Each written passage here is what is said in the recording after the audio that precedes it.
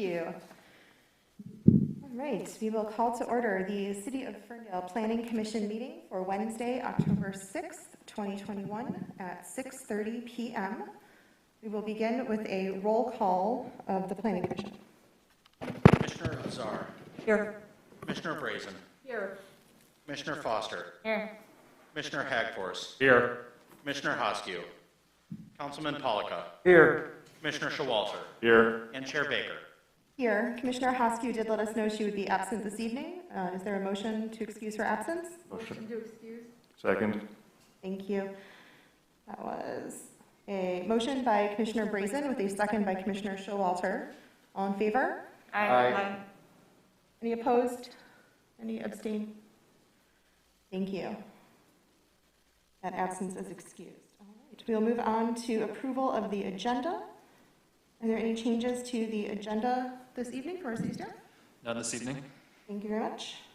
Motion to approve agenda. Seconded. All right. I think I heard a motion from Commissioner Hagforce and a second from Commissioner Foster. All in favor? Aye. Any opposed? Any abstentions? Thank you. The motion passes. We'll move on to item number 3A, consideration of the minutes from the September 1st, 2021 Planning Commission meeting.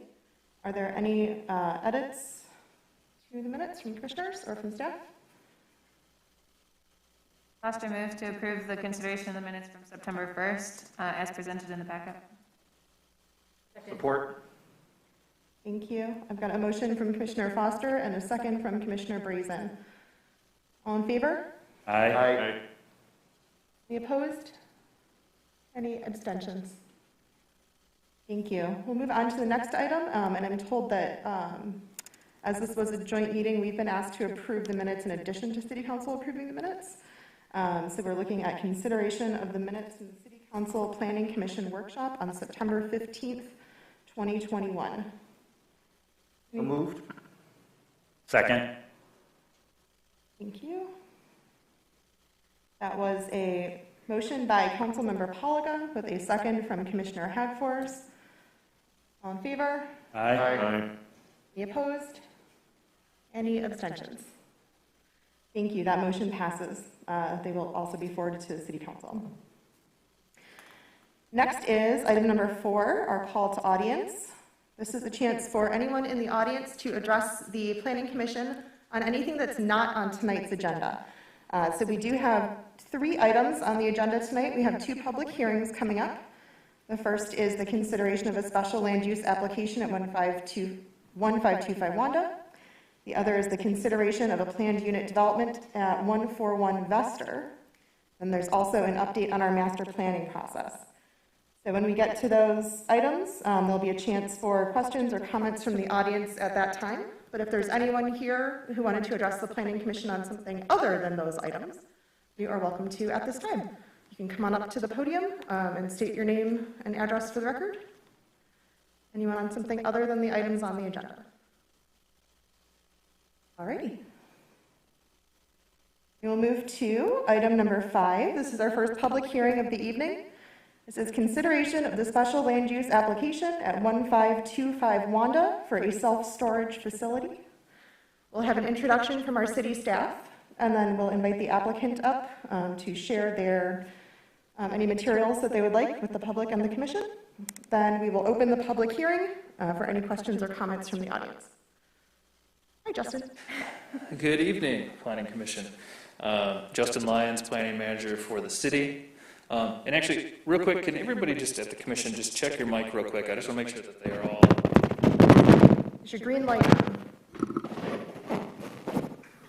Sounds like... I think, yeah. Okay, good.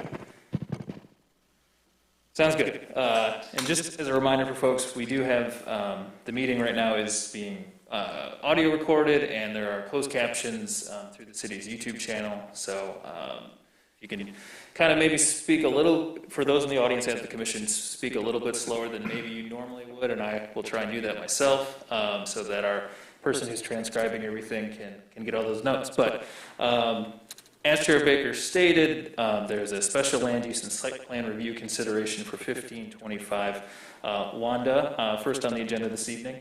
It is a public hearing, as Chair Baker stated, so that means that the staff is required to provide public notice through mail and newspaper to 300 feet around the property. So that was done in advance of the meeting. Staff did receive a couple of comments from one adjacent property owner, which I'll get into in a bit. But generally, Design House architects are here on behalf of Symmetry Management for this project. The existing parcel is zoned M2, General Industrial. So this is a zoning district where obviously there are a lot of existing industrial businesses, some of the heavier warehouse and production and industrial type of uses that we have in the city. The applicant's proposing a estimated 700 unit self-storage facility. The city's zoning ordinance requires a special land use application for that use. That typically means that it's a use that was identified long ago in the zoning ordinance where the Planning Commission has specific criteria to review before they make a recommendation to City Council. I listed the special land use considerations from the ordinance in the Planning Commission packet, so there's a lot of items in there related to existing public services, enhancing the public health, safety, and welfare, economic benefit, and other municipal purposes and policies of the city. There's special criteria related to traffic and other items. Self-storage facilities also in the zoning ordinance have specific use regulations, so on top of a special land use, there are, let's see here, 9 other criteria related to traffic flow and lighting, landscaping, property upkeep, that are all related specific to special land uses. So the staff report did outline some specifics related to those use regulations. This particular proposal, it is sort of a combination of a reuse of an existing warehouse type of building, and then there is a secondary new structure that's proposed. So sort of a, if you're familiar, the city did update and amend the industrial district zoning requirements a few years ago, so that secondary building did have to meet all the requirements of a new structure. I'll let the applicant kind of get into more details about that structure, but generally the site plan was pretty clean with just a few conditions. There's a need for a final exterior lighting plan with this final site plan. There's some building materials percentages requirements that we would need on the new building as part of the final site plan. Also some glass requirements off of Wanda that the applicant I think can address today. And then also some requirements for fire suppression from the fire marshal that would be handled during a building permit application. So a lot of these are pretty typical, I would say, site plan conditions for your consideration. The applicant also is requesting a waiver from the requirements for building materials, and they'll get into more details on that, but essentially the north side of that new structure would require a waiver from the Planning Commission. That's noted in the draft motion that's in front of you, and the applicant will talk about how they feel that meets the character and architecture of some of the adjacent industrial buildings nearby. Aside from that, this was reviewed also by engineering and fire department. So, as I said, the fire department had a couple of extra requirements that they require on any site plan, really, and that was sort of the extent of it. So, a combination of a new building and then a larger reuse of an existing building. But there are 2 motions, as I mentioned: the special land use motion and the site plan motion. If the Planning Commission does make a recommendation tonight, then there would be a further public hearing at City Council where City Council would make the final determination on the application. Great, thank you very much. I believe the applicant's here to give you some more details, and I can pull up the site plan as well. Thank you. We'll welcome the applicant to come on up.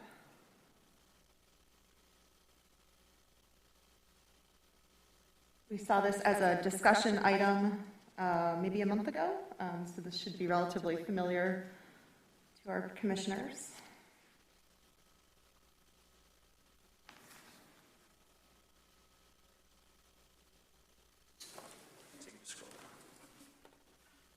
welcome. Thank you. Hello, everybody. Thank you, Justin. My name is Mike Pizzola. I'm a design house architecture with Rochester, Michigan. I'm sorry, Auburn Hills, Michigan. Recently moved. Here to representing Symmetry Management and want to discuss this further. Touch on a few things. Yeah, as far as the outstanding items, photometrics, simple comments, we can easily update those. We're obviously trying to meet all the requirements for the use. If I, maybe just walk you through the project from the start. I'm sorry, through the chair. Could you speak more into the mic? Yes. The reefs of the existing building is an easy fit. It's an open structure. It'll easily adapt to the kind of the cell structure of self-storage. New customers typically would drive up to enter the park in the 4 spaces we provided by the small office, enter the office, speak to the attendant on duty during normal office hours. The attendant will have the facility on a computer. They can obviously easily show them what units are available, which ones they can show. Units are rented. They will take their storage items that have to store it either to their facility to their block storage area, and probably won't even see the tenant again. It's a very low use. Existing customers will arrive to one of the 2 storage loading areas and maybe even bypass the office. So all in all, we'll receive maybe 7 to 15 customer trips per day. So it's a very low use, very low intense use for demand of utilities as well. So very easily. Office hours, which were questioned, are Monday through Saturday, 9 a.m. to 6 p.m. With an office attendant on duty. Customers can access their storage facility from 9 a.m. to 10 p.m. Monday through Sunday, or 7 days a week after hours. Let's see, what else we have. The building we're proposing to meet, we're trying to meet the architectural standards for the district. So we're proposing to be the portion that within the setback, 10 feet of the front setback will be brick, 67% brick, 27% glass, and then with 8% metal trim. So we meet most of all those standards. The back side, the north side, we'd like to use the block. It's a low-cost material, or really available material. It's industrial in use. It will stand up well to the exterior of use. It meets matches the existing area, and the adjacent property can build up right to the property line as well. So it'll be a good barrier if that were ever developed.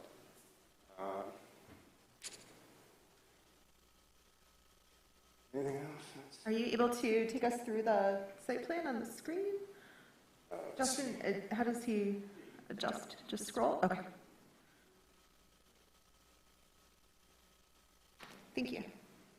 So, an existing building will be the larger, obviously the larger gray rectangle. The front landscaping we're proposing required 9 street trees. We have 8 proposed, 1 existing. To buffer the front the front parking areas, we have some evergreen shrubbery with an ornamental fence to meet the architectural standards.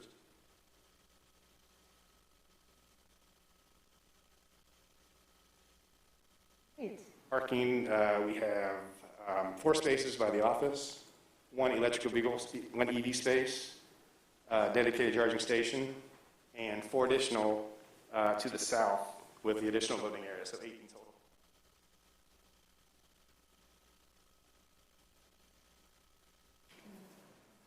I can do a public hearing first. Great. Anything else you want to share before I open the public hearing? Yeah, as far as the loading area to the north, the green portion, I believe that's green, I can't tell from the screen. That'd be a covered loading area along with an additional elevator to access the second level. The other loading areas to remain as is, which is a truck route, but it's just normally would be typically for everyday use. They don't really anticipate the heavy trucks in there every single day. And that about sums it up. I can answer any other specific questions. Great, thank you. Well, then I'm going to open the public hearing, and then we'll come back around for questions from the commission. So don't go too far. Thank you. Thanks, Mike. All righty. At this time, I will open the public hearing for consideration of the special land use application at 1525 Wanda for a self-storage facility. It is 6:46 p.m. If there's anyone here in the audience who would like to speak on this item, please come on up to the podium, direct your comments and questions to the Planning Commission. We'll take all comments and questions from the audience, and then I'll close the public hearing, and then we will work with the applicant to answer any of those questions or comments.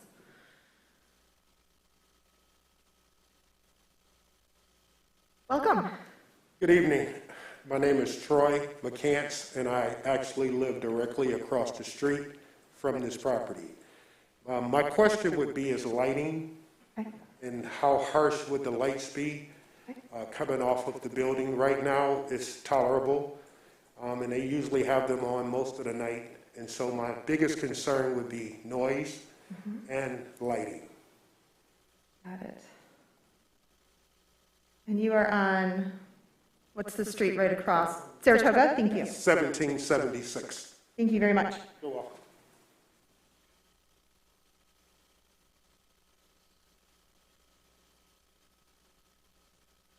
All right, I know we did have one conversation. Our city staff member had a conversation with the building owner to the north. Yes. You want to do that during the public hearing? Yeah, sure. Great, thank you.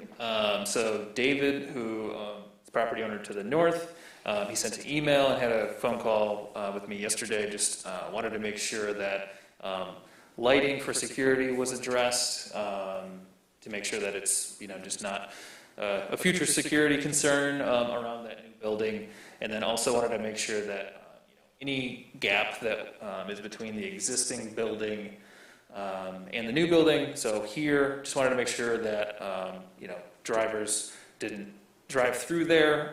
So I think on the final site plan, the applicant could note curb there, and then I think the parking lot screening requirements would be similar to the front of the property. So it would be a 3-foot landscaping and wrought iron fence. The applicant may also request a waiver from the landscaping requirements in the ordinance if they choose, but generally curb would be the minimum there, and then adding that parking lot screening. So that could be an additional condition that the commission considers. Justin, can you use the cursor and point out the spot on the map that the neighbor was asking about? Yes. Right near the loading area, it's kind of that gap between the buildings, right? Right. So that someone can't drive through to the parking lot that's directly to the north. Right. Right, okay. And there is a security, gate here that also the fire department might have access to, and customers would have access to, but that would be the further step just to make sure the parking lot's secure. Thank you, and that the circulation stays on their property, it doesn't circulate through the other parking lot. Correct. Great, excellent questions, thank you. And those were from David, the property owner next door on Wanda Street. Thank you. All right, any other questions or comments from the audience on the public hearing related to the special land use application at 1525 Wanda, the self-storage facility? Sure. Also, with the traffic coming down Wanda lately, it's been really, really fast. And so are you guys going to address that concern with maybe a speed bump, another stop sign, something? Because right now, the last year or so, I've been there 12 years, they are really, really going fast down Wanda. And so we need to try to address that. I don't know if this was in the plans or not, but I think that's something that should be addressed. Thank you. Thank you. Yep, that was Troy again, the neighbor on Saratoga Street, for the record, asking about traffic speed on Wanda. All right. I will close the public hearing at 6:50 PM. I'll have the applicant come back up to the podium again, please.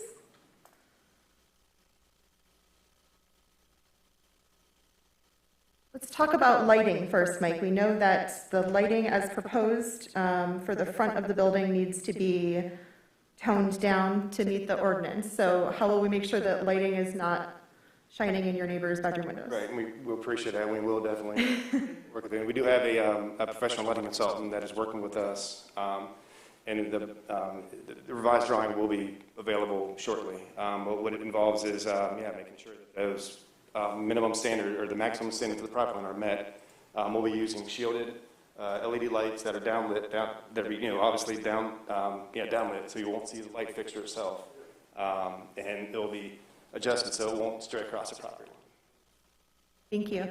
And then around the new building, will there be any lighting on the front or back of the new building? Just on the south side. On the south side. We will. There is there's a small enclosure that's going to remain, which is right there.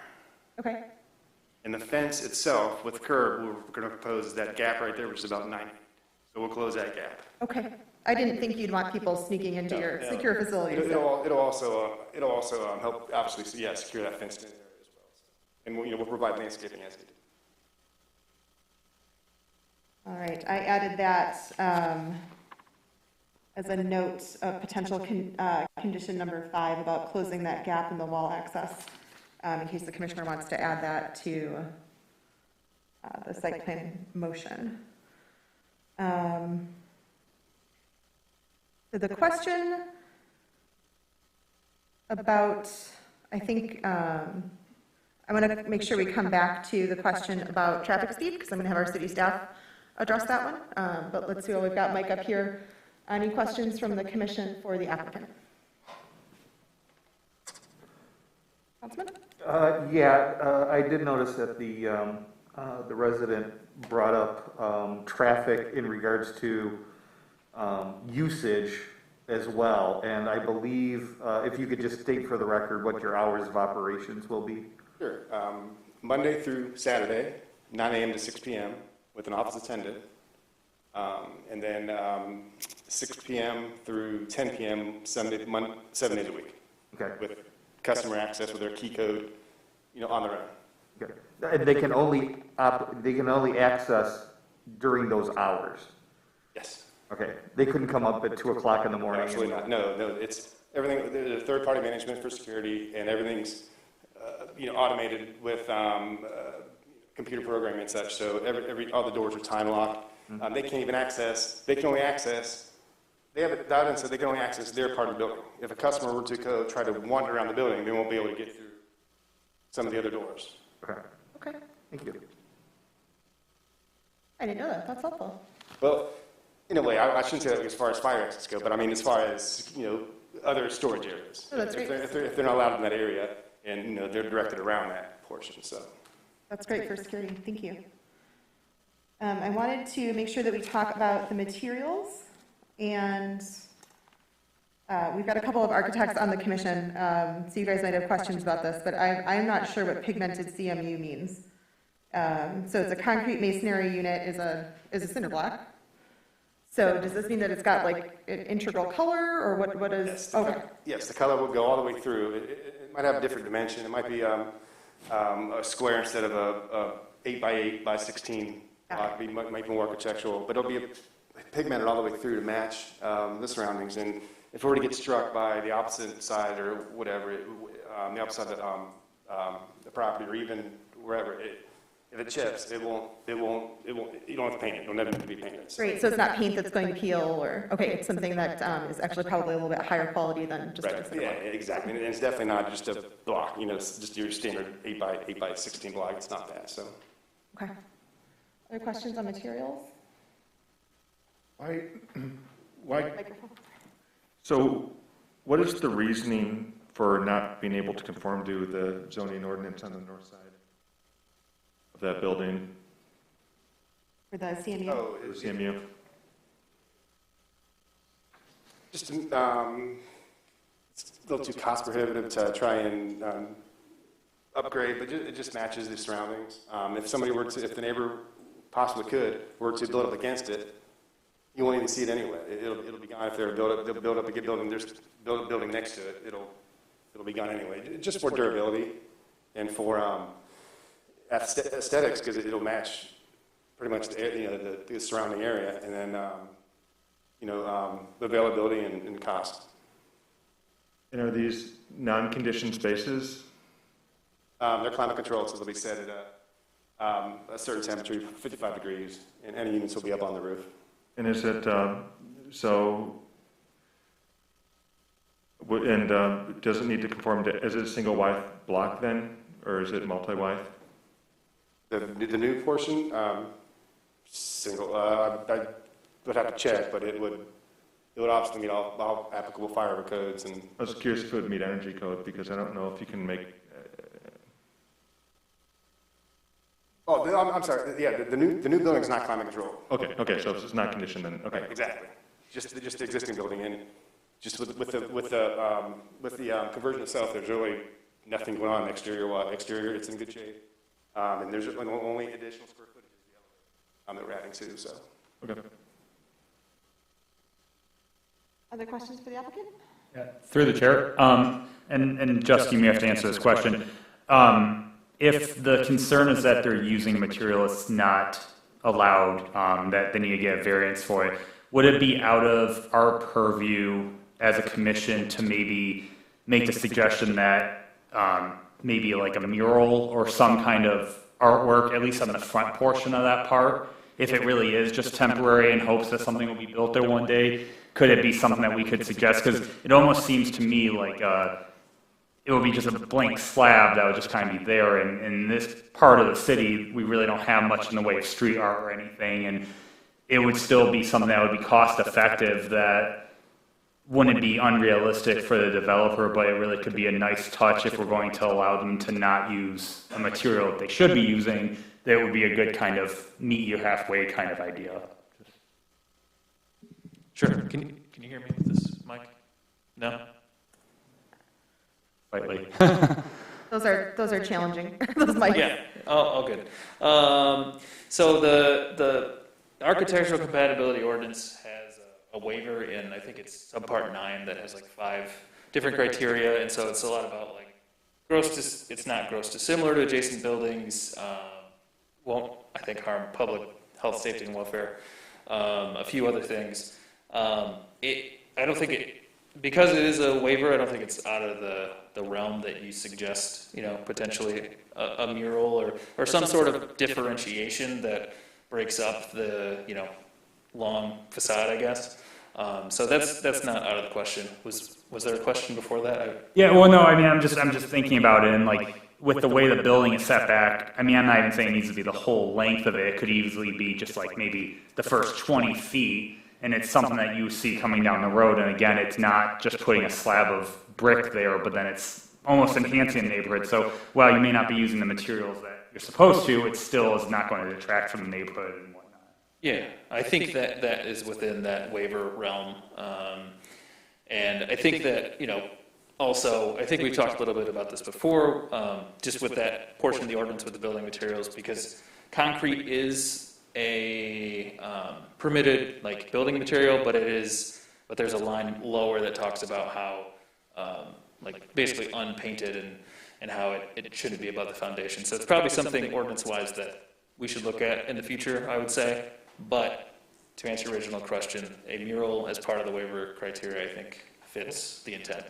Well, reading the subsection C, where it says concrete masonry units, where it's permitted for basement and foundation walls only, it says ground face, split face, and burnished face, and those are all kind of premium CMU products that we're not allowing either. So I don't think it's saying that, it doesn't say anything about we only allow unpainted.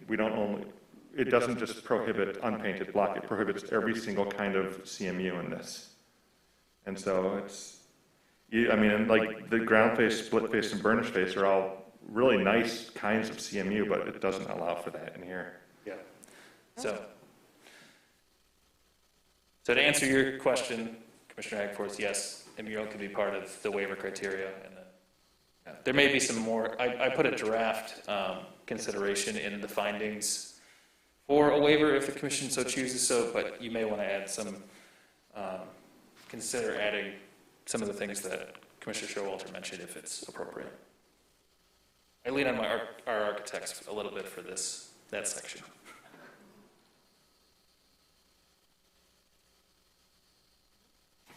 Other questions for the applicant? Through the chair. I believe the memo suggested that we would need to identify locations for bike parking. And do we have, I don't remember hearing that. I apologize if you mentioned earlier. Right, there's 4 spaces right there, Okay. next to the EV charging space. Those are added in. They're your standard wave spaces, Oh, okay. right by the office. Got it. Thank you. Through the chair, there's just a final specification that they would need to submit with that final site plan for that type of rack, that's all. As a condition?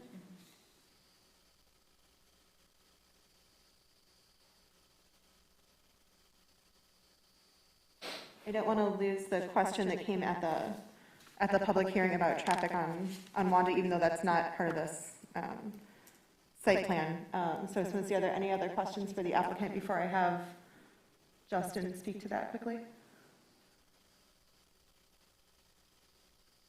All right, we're going to take a quick question that doesn't necessarily have to do with your site plan, but Justin, obviously we've all had a lot of traffic challenges on a lot of our streets. I know you have on Withington, I have on Bowfield, right, this past year, and Wanda definitely, it's wide for trucks, which, makes it kind of a race lane sometimes, just whew. What, if anything, are you able to either share tonight or perhaps follow up with Troy, right? On about traffic on Wanda. Yeah, I think, as you mentioned, between, I-75 construction, of diverting people on streets they probably wouldn't normally be on, as well as, the railroad construction going on East 9 Mile. There's been a lot of just crazy driving in general as well, I think. But, I guess for tonight, I could say that I'll share those speeding concerns with the police department and see if there's something, in the immediate term that they can do. I think that the last road paving map that I saw was 2024 or 2025 when the whole street would be redone. And that, I will say that in the last Ferndale Moves mobility plan, there was an intentional look at Wanda and, engaging the neighborhood closer to, when plans could be drawn up. But it was cited as a street that, could be looked at as a redesign to slow traffic down, also knowing that there's a balance of the trucks that use the street too. And I mean, even all of these on-street parking spaces here are within city right-of-way. So I think there's probably a pretty creative solution when it does come to resurface Wanda that can help, buffer that neighborhood and make it a little more pleasant to walk and bike and scooter and whatever else. But Down to that park we just invested in. right. Yeah. Better connection to Wanda Park, and so that's the long term. But in the immediate term, I have your information, and I'll follow up with the police department. And if you signed in at the back, I can send you a follow-up email as well. Okay. Great. Thanks, Justin. Thanks, Troy. Yep. All right, if there are no further questions for our staff or our applicant, we'd be looking for a motion. We have 2 proposed motions here. Any final questions for the applicant or for city staff? I move in the matter of 1525 Wanda after public hearing was held. Sorry, did we close the public hearing? Yes, I closed the public hearing. Sorry, Right, City Clerk, I closed the public hearing? Okay. After public hearing was held and closed and set for this date and place, Planning Commission recommends the City Council approval of the special land use based on plans and application dated and received by the Planning Department September 28th with the following findings, 1 through 5, and do the additional items go on this or on the site plan? Site plan. Thank you. Yep. I have a motion from Commissioner Azar. Is there a second from Commissioner Foster? Is there any discussion on this motion? This This is the special land use. All right, we'll have a roll call vote, please, from our city clerk. Commissioner Foster, Yes. Commissioner Hagforce, Yes. Councilman Polika, Yes. Commissioner Showalter, Yes. Commissioner Azar, Yes. Commissioner Brazen, Yes. and Chair Baker. Yes, motion passes. Thank you. We have And this. through the chair, just for clarity, this now goes to city council for approval. Yes, we're an approving body for the site plan, but the council is the approving body for the special land use. So we will send you an approved site plan that you can review with the special land use. Thank you. Well, I made an assumption. The goal is to send you, Yes. an approved site plan so that you have it with the special land use. Yes. We would not send you a special land use without one. Speaking of, we have a site plan approval motion. There's been discussion of two additional potential conditions related to making sure the bike racks are on the final site plan and to make sure that closing the gap in the wall to ensure no access to the north side property is on the final site plan. There was also some conversation about finding number 5 related to the waiver for the CMU and whether there's an addition to that request.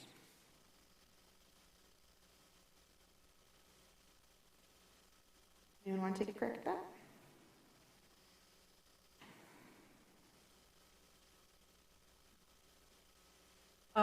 I will, but I'd like a little bit help with that last finding on the CMU, the wording for it. Mm-hmm. I could start a motion, or could you clarify what we were? You could start the motion and then during discussion, maybe we can figure out the right wording for finding number 5? All right, thank you. Okay.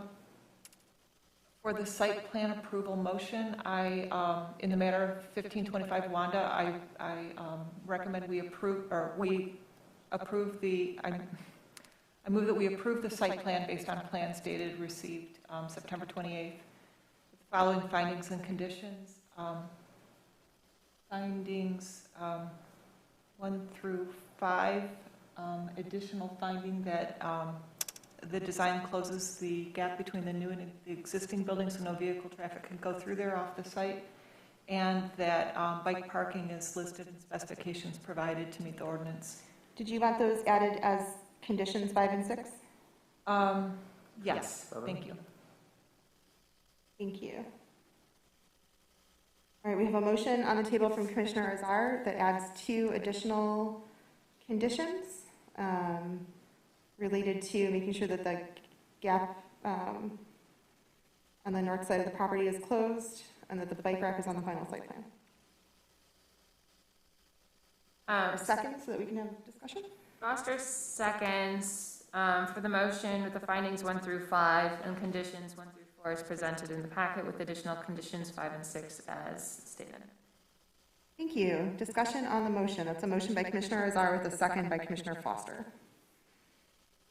So then on finding number 5, if we're able to add that we are allowing the waiver and to use the pigmented CMU as long as the developer uses street art for, should we specify a length, or can we just say uses street art along that wall? You mean it like adds a mural? Like a mural of some sort, yeah. But should we specify a length, or is it just realistic to say adds a mural to that wall? Is that? Yeah, I think that's your decision. We could look maybe on the Google Street View, or we could take a look at the traditional setbacks. I mean, realistically, with the way the building is set back, I think a mural of, 20 to 30 feet is realistic for what you actually see coming down the road. You shouldn't have to do the entire wall. So it'd be 20 to 30 feet. Closest to Wanda would need to have street art along that wall. When you say street art, you mean a painted mural? Correct. Sorry, painted mural. All right.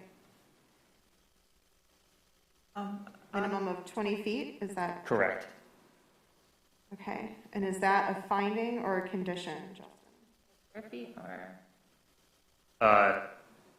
20 feet In length? wide and then entire height. clear it up. I think, through the chair, either would be fine. You could say, in finding 5, the planning commission approved the waiver, with all of those. So the first sentence is fine. Say, for a second sentence, you could say, contingent upon, the addition of a mural for X number of feet. I didn't hear how many feet. Pending, final staff approval or something like that. Would we add it as a condition as well? It couldn't hurt to have it in both. Chair, may I ask the applicant a question? Yep. Yeah, as well. Allow him time to get up there to respond. Sorry, I keep making you walk back and forth. I just wanted to get your take on the suggested addition to our motion about adding the art to the mural, if this would be something that you'd feel confident in being able to implement, and any other comments you might have on it. Already trying to address that, and we really can't commit to that without the owner. And so we're already suggesting a better material at this point. A more it's called a C brick or a through brick. It looks more like a brick. So we're already in talks to be more compliant with the architectural standards there. If that. Okay. So just to clarify, you'd prefer to do brick look-alike preferred to the mural option with the CMU? A more compatible architectural material. Would that meet the ordinance? Um, Would that material meet the ordinance, Justin? Or is there still a waiver required? So masonry is permitted, so it would just have to meet the, primary materials percentage that's in the ordinance. Okay. So what was the material that you said you were using? A C brick, letter C brick. It's a larger material that looks like a brick, essentially a brick, and it goes all the way through, so it'll be also supportive of the structure. So that would be eliminating, Justin, the finding number 5, and instead adding a condition that the applicant needs to meet the primary materials as listed in the ordinance? Yeah. Councilman, did you have a question for the applicant? Well, yeah, because if I'm looking at the property as it exists today, there's a tree that's going to be removed, correct? And then there's a fence that runs the entire line of the property. I don't know if that's your fence or the neighbor's fence, but if that fence is going to remain, it kind of defeats to try to put some kind of mural there, because you're just going to be trying to look through it through a cyclone fence. Okay. Make it challenging for maintenance as well. Maintenance and just, is it really more unsightly trying to look at a mural through a fence that's going to never be removed? Yeah, I could check the survey real fast. I don't recall that fence being on a property, so I think that's the adjacent. We're talking about to the north? Yes. I'm looking at Google Maps, so I don't know how old the Google map is, but there's Where's the fence they're referring to? on the north end of the property? Right up here. Yeah. Oh. Am I don't think it's. I not looking at the right spot? Because, the Google map I'm looking at doesn't have a fence. It just has parking blocks that pretty much separate That's what I thought. the too. two properties, so there's no fence at all present right now. At least when was yours updated? I'm looking at well, if we're all looking at Google, Mine was November 2020. Convenient, since we can't drive there. November 2020, yeah, Yeah. Right. that's the property. Well, fence or not, if it's not on his survey, it's not his fence. So, Commissioner Hagforce, does the upgrade in materials meet if he meets the ordinance, are you comfortable? Yeah, if he meets the ordinance, there's no need for the discussion of a variance at all, so, Okay, well, a waiver. yeah. the thing I'm a little bit confused with is in the ordinance, there's no real line between, what's the difference between masonry and CMU? Where does that line, where's that line drawn? Because those, C-split brick is looks to be a little bit more utility brick size, so it's a bigger brick, where does brick end and CMU start? That would be a question for Justin.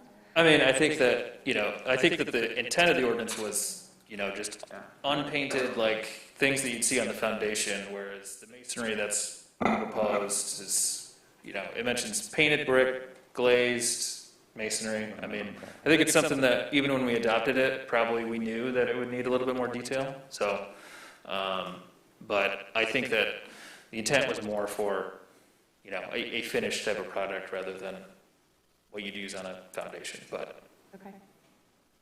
I'd have to go back and look at the notes from 2018 when we adopted it, or when council adopted it. Yeah, because I think we should revisit that language in the future ordinance, because what you just explained to me isn't how the ordinance reads to me. Okay.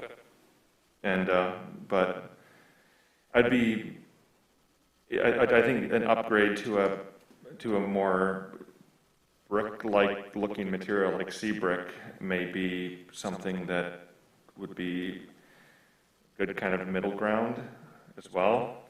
And also, if we're talking about mural and artwork, is that stuff, I mean, it's something that I would like to see how the next door neighbor would react to the mural that will be facing his property all the time as well.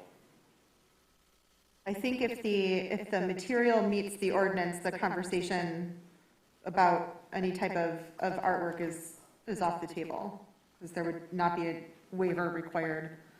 Correct. Meets the ordinance. Commissioner Azar? So in that case, I'd like to amend my motion to remove finding 5.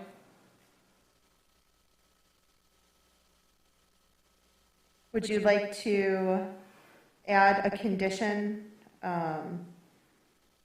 that ensures that the primary materials must meet the ordinance? Yes. So in condition number 7, that the primary materials must meet the ordinance. Yes. Okay.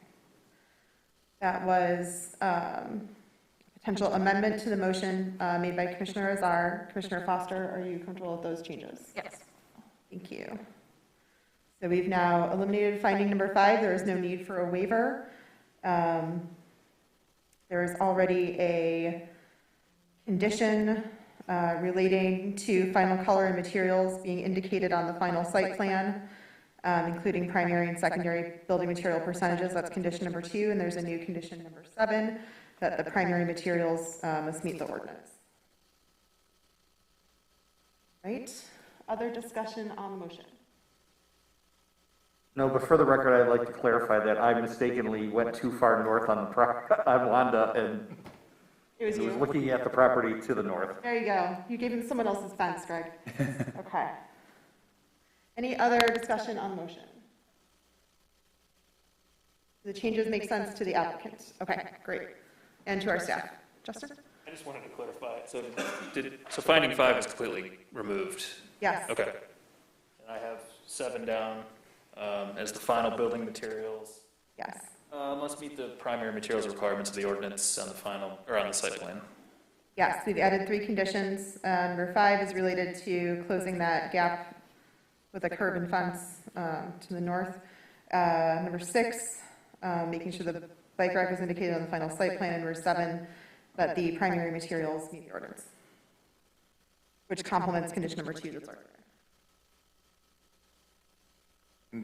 And just for future, so we don't try to set precedents with this, Seabrick is created by Grand Blanc Cement Products. It is a CMU product. It is not a fired brick. So I don't want this to open the door for that to be a product that can be used in every single application moving forward as a way around the ordinance. Could Safe Built help us tighten this up, Justin? I think it has been used. I mean, it's not a new product that's been being used. I mean, but per the strict lines of the ordinance, it's not allowed. Well, I think that, through the chair, I think that there's been some past buildings that there was some waivers related to CMU. I think that to be safe, I think in the past there was, you did use that waiver and specifically called out CMU, and that was what allowed it. So I would say you may want to consider just keeping 5 and then just noting that the percentage of CMU will be noted on the final site plan potentially in that condition 7. Because I think that, just to be honest, I think that there's other things that I've heard the commission talk about in this ordinance that'll probably take more than just one, like public hearing and review. So I think that the waiver may need to be used, but can be considered on a case-by-case basis for each site plan. So long story short, the commission may want to keep that finding 5, and then if, consider those if there are more site plans in between now and updating the ordinance. Should there be any change then to the condition if we put the waiver back in? Then I think condition 7 could just say denote the percentage amount and include the C brick specification on the final site plan maybe.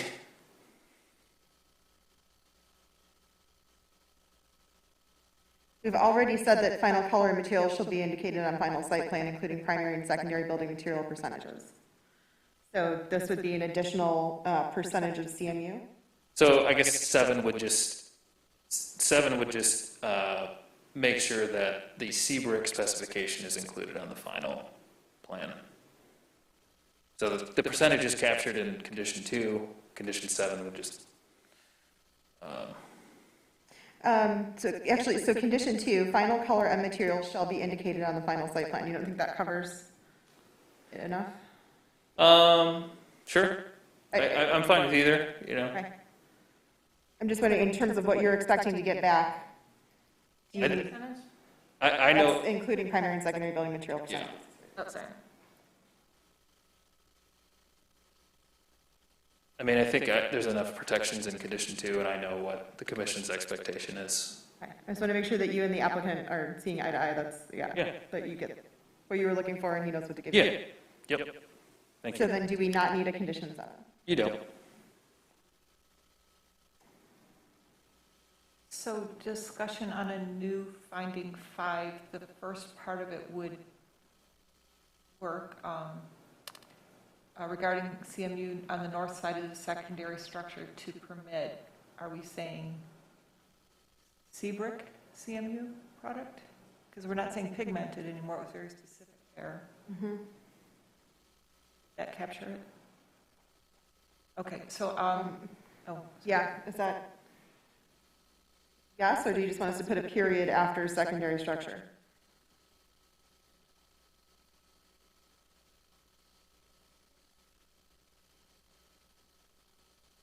I think you just change, you could consider removing pigmented CMU and just note C brick as discussed. C brick or similar product. And that's the letter C? Yeah, the letter C brick, and I think it may be kind of like calling tissue Kleenex, or a similar product. Okay. It's a brand name, is what you're It saying? may be a brand name. I Okay. didn't look super hard into that. Or similar, as discussed. So finding 5 would then read, the planning commission approved the waiver from the requirements in section 24-184 D1C regarding concrete masonry units, CMU, on the north side of the secondary structure to permit C brick or similar product as discussed, period. yes, that would be my amended motion. So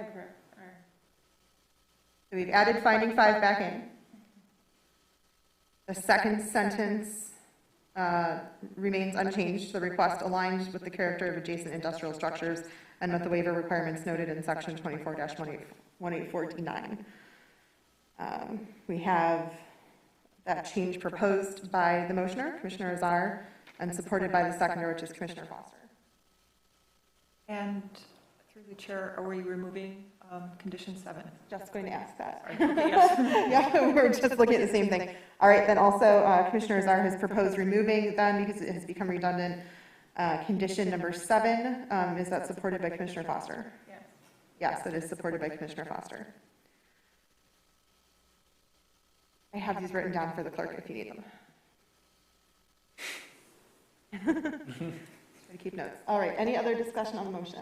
Is Just thanks Commissioner Showalter for the attention to detail on the building materials, and I believe we do need to come back to the discussion at a later time to further discuss. All right, thank you. We will have a roll call vote, please, on the site plan approval motion for 15251 Wanda. Commissioner Hagthors. Yes. Councilman Polika. Yes. Commissioner Showalter. Yes. Commissioner Azar. Yes. Commissioner Brazen. Yes. Commissioner Foster. Yes. And Chair Baker. Yes, the motion passes. Thank you. Thank you, Mike. Yeah, this does go to City Council next.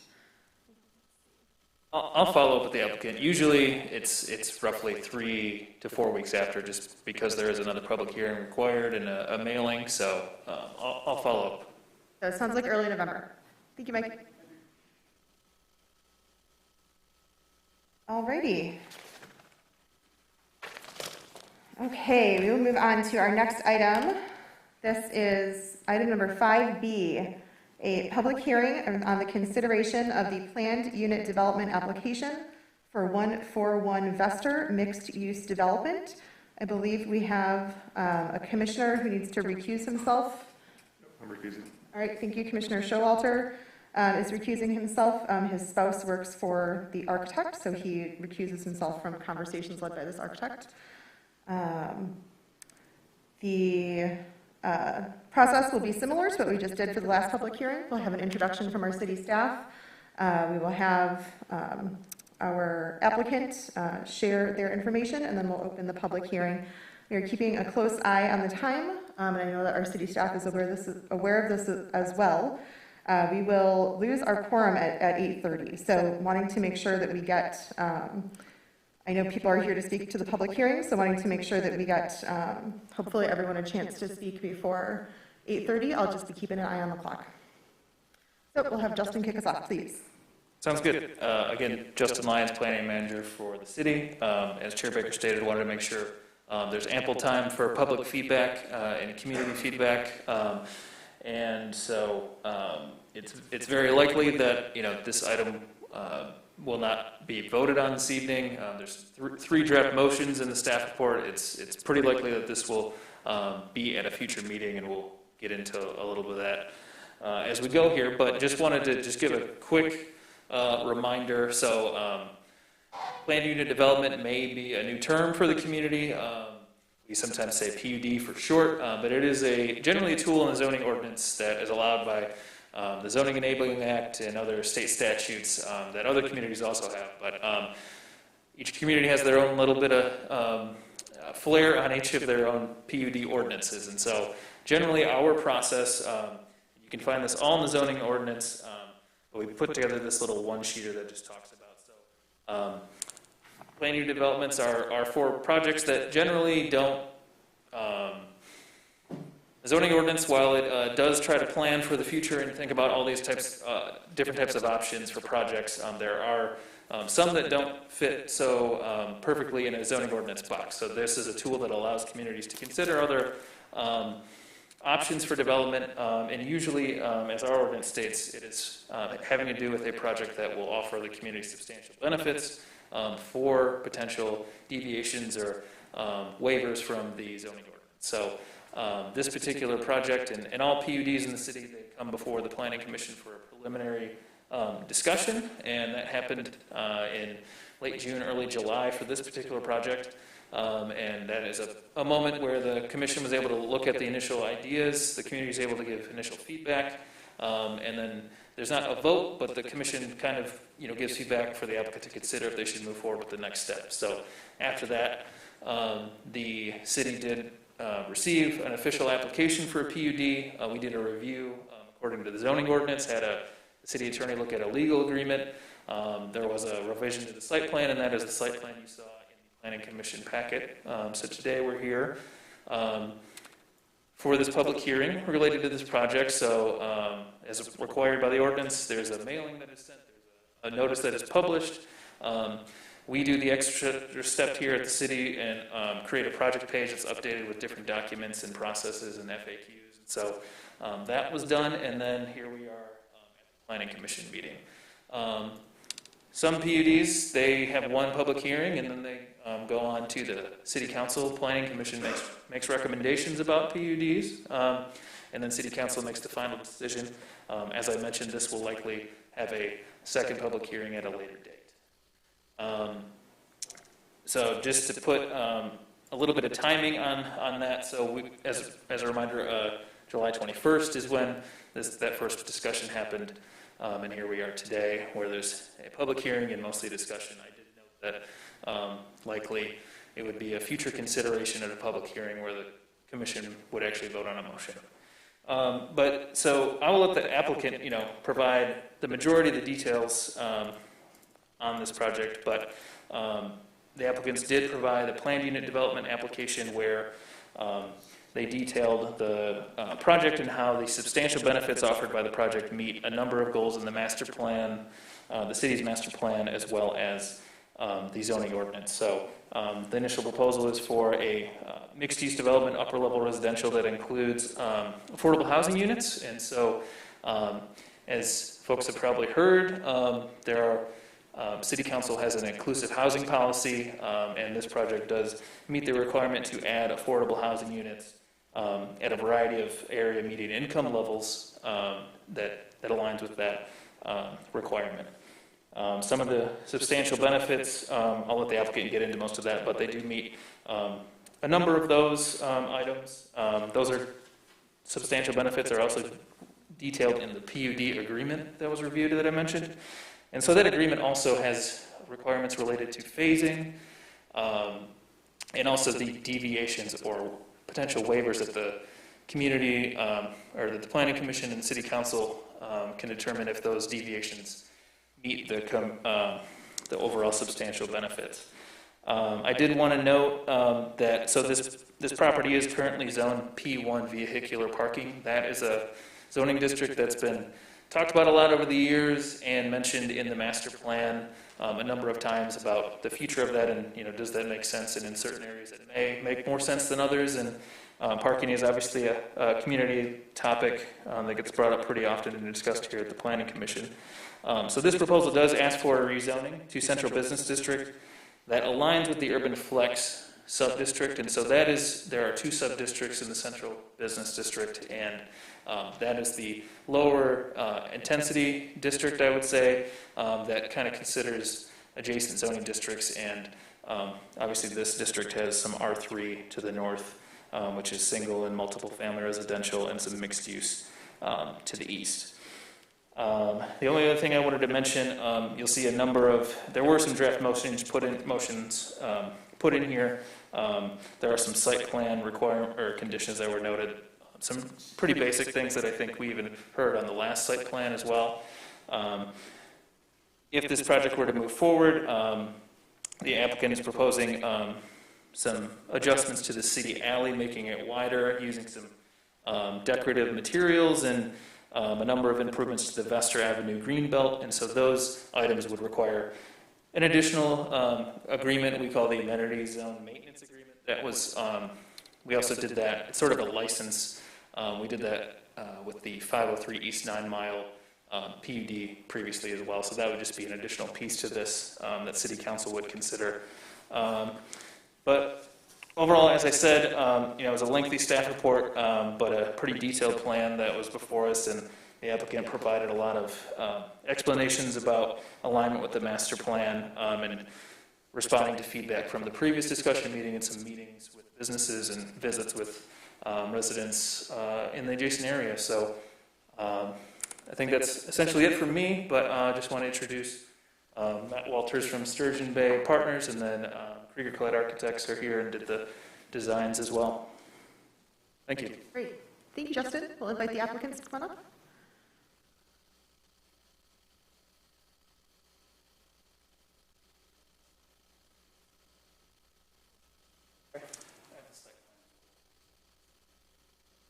Great, thank you.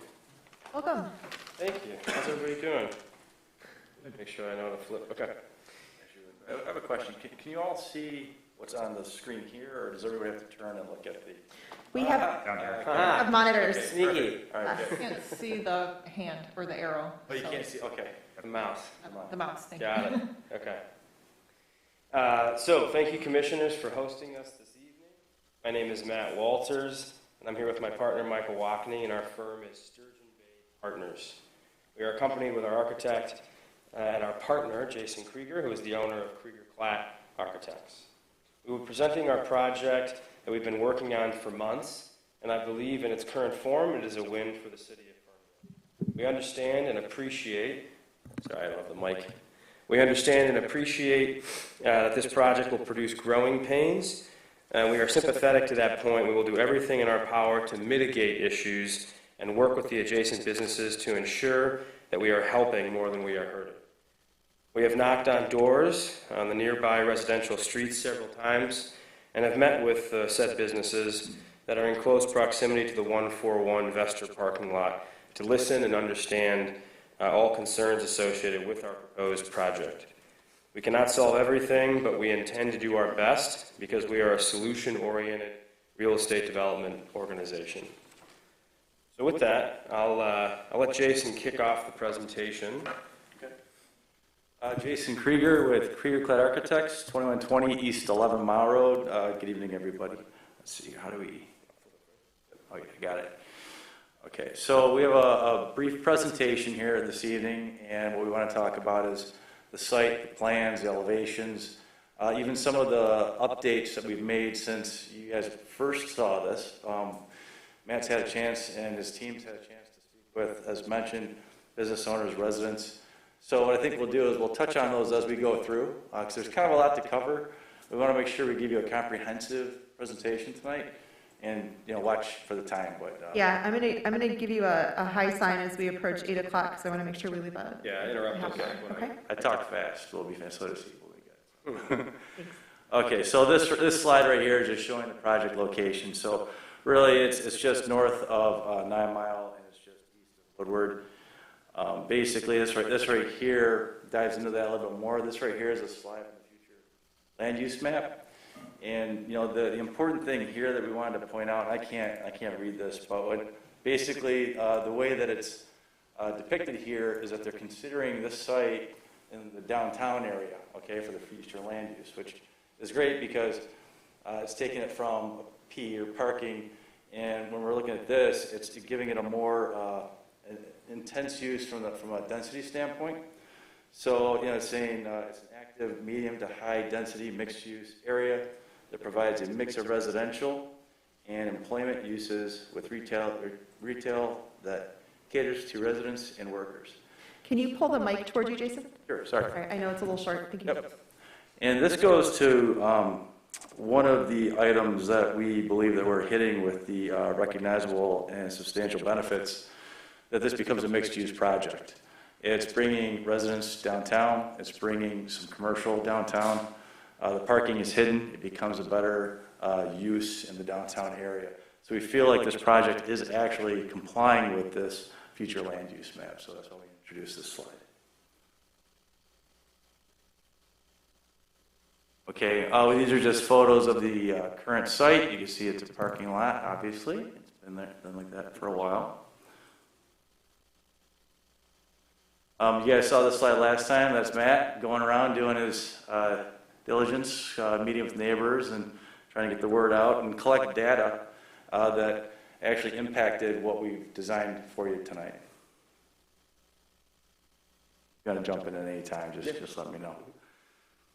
So Justin already mentioned a lot of these items, but we just included them here on the slide. We're proposing a rezoning for this site to PUD. There are 3 deviations that was in the report. Deviation number 1 is a parking reduction of 20 spaces. So what's required was 72.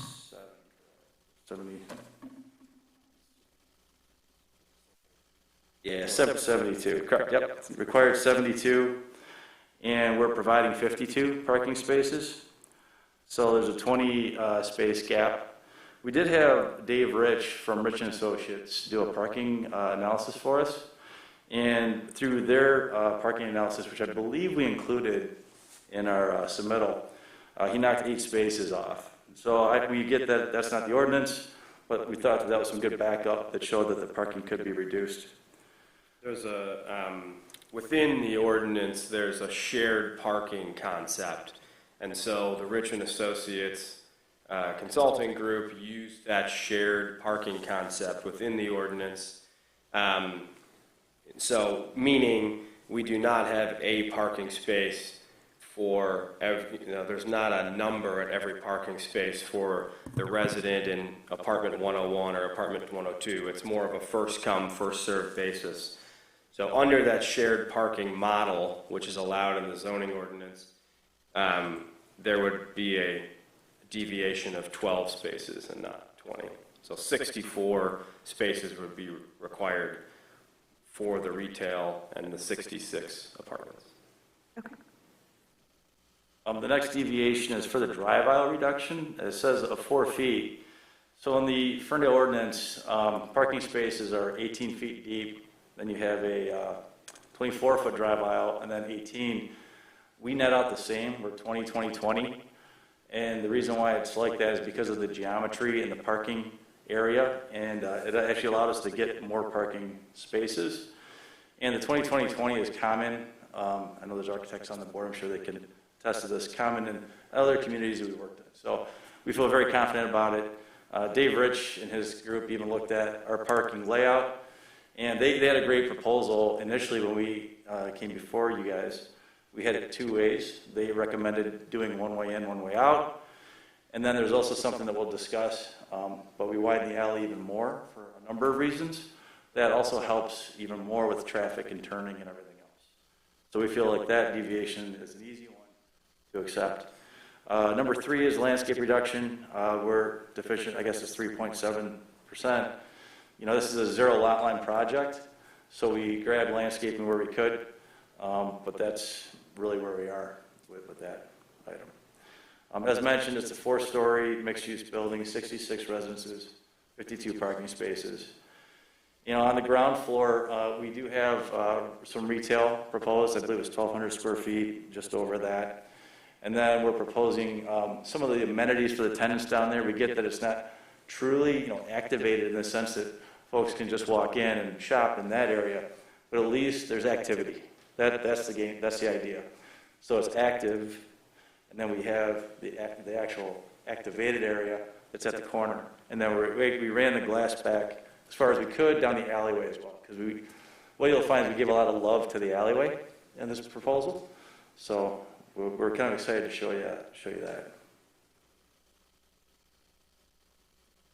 Okay, this is the site plan. Okay.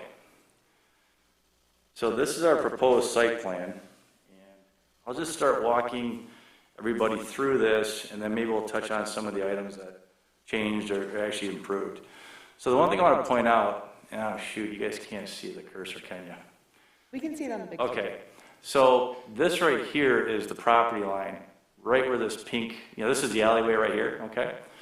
And then the property line comes around, goes around the front of the building, and it runs up along the side of Valentine Vodka. So they are a 0 lot line building. And then it actually comes up because this alley was vacated, right? So that captures half the alley, which turned into some green space, and then comes back down and then runs south along the parking lot. So what you can see here is that, and this is one of the items, we took the building, before I dive into some of these, and we shifted it an extra 5 feet to the east, which allows for more walking space for residents. It also helps the traffic in that area function much better. We're still keeping away from the neighbor to the east for a lot of reasons. A, to keep windows along the east side of the building. B, it helps the neighbor to the east because you're not dealing with snow loads on their building. If we butted up to it, we could still technically do windows, you could do fire rated windows, but now you're impacting them. And that's not always the best thing to do when it's a lower building, higher building. So there's a lot of good reasons why we did that. It also keeps our egress out of the building to the east. Can you pull the mic back toward you, Jason? Oh, sorry. Thank you. So as we're looking at this, the dark... Really just because your neighbor's here, so I wanted to make sure you could hear. Okay, what you're saying. yep. All right. So the darker area here is, this is where the building touches the ground, these darker areas. This is the retail in this area. And then over here is our, I'll say the amenity space, the entrance packages. We laid some things out. We're still flushing items out. I figure at this level, we have a little bit of time to finesse things. We do have bike storage. Right now, we're planned on meeting all of the bike storage requirements. This is an egress stair. Then we have an egress stair and trash over here. So the trash, when it hits the ground, is totally enclosed. There's a compartment or apartment-sized compactor. So it'd be serviced probably a couple times a week. So the service is on the alley side of the building, so it makes sense. And then as we look here, you can see now we were able to add a sidewalk. This would all be for we have to still work out some of the grading and whatnot, but we picture this all being somewhat flush, right? So almost like a Wooner, right? So it's all level. But we will change the pavement, so there's an implied sidewalk for people to feel comfortable walking across. And then what we wanted to do is, as much as possible, create some nice elements. So we'll show you in one of the renderings that this is there's some bike racks here, even with a little bench. We could put a tree there, so it helps to break up this alleyway. And then we actually brought this corner of the building back in more than before. And the idea was to further help sightlines, but also, now if a tenant in there, if it is a coffee shop or somebody, now that's a little outdoor covered seating area where they could sit. So we thought that this is a great way to, we think, improve this alleyway and create some better activity and amenities, so to speak, for just the general public. We also were looking at doing better lighting down the alley. And then, so as we come through here, we have some little nodes along the sidewalk where we get some bikes, some benches. And then we have a broader sidewalk, if you will, here with like a loading drop-off zone that can be used for Uber, Lyft, maybe some deliveries. Nowadays, these places get inundated with packages. So we think that this is a great thing. And it gives a nice presence from the street to help break up the facade and create something very nice. Under here, we have 8 EV charging stations. And then the rest of it's 90-degree parking that drives around. And so you drive in on the south side here, then you come around, and then you leave on the north, is how the circulation goes. Is there anything you wanted to add on that slide? I can talk a little bit more about the changes that we've made from the last City Planning Commission hearing to today. We got a chance to hear about his explanation of the alley. That's probably one of the biggest improvements that we've made, and it was an outcome of listening to the businesses, listening to the City Planning Commission, and listening to the planning staff, Justin and Jordan. So shifting that building, as Jason has said, allows us to create that walkability and also replace the asphalt that's in that alley now, because during construction, it's best to replace it at the end. So putting stamped concrete in there with some coloration, we thought would give a nice walkable feel, since that alley is used so heavily today, with people traversing from whether it's Breckenridge or the parking lot on Breckenridge to the various businesses that are on Woodward. We can get into this more. We're obviously going to talk about parking, but something else that we've added is granting $30,000, working with the Ferndale collision owner and the city of Ferndale, and granting $30,000 to that business to improve the parking lot at that business, to formalize a public parking lot for evenings and weekends. We believe there could be 25 to 30 spaces that would not be used by the tenants of this building or anything related to this building. It would be used for strictly public. Since we would be displacing parking that is there today that the public uses for the businesses along Woodward, we obviously appreciate that and want to help in any way that we can. So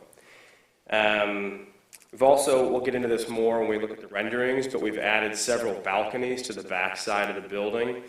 Those balconies are more continuous. Last time we were in front of this body, they were more spotty. They weren't as, to use the word again, as consistent as they are now in the proposed rendering. We've decreased the unit count from 75 apartments to 66 apartments to try to help with the parking deficiency. So decreasing 9 units obviously decreased the parking requirement. We also heard from this body that retail was important, and so we doubled the amount of retail space that's fronting Vester.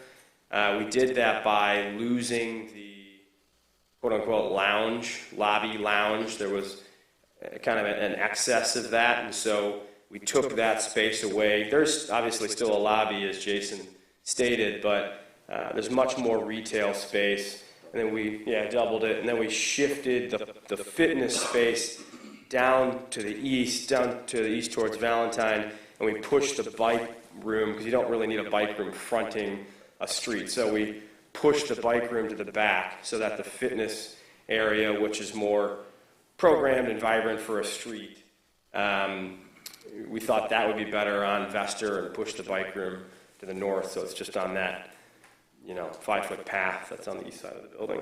I just want to give a time check because I do want to try and start the public hearing at 8, so At it's 7:51. Okay, sounds good. We added 2 bedrooms to diversify the apartment type.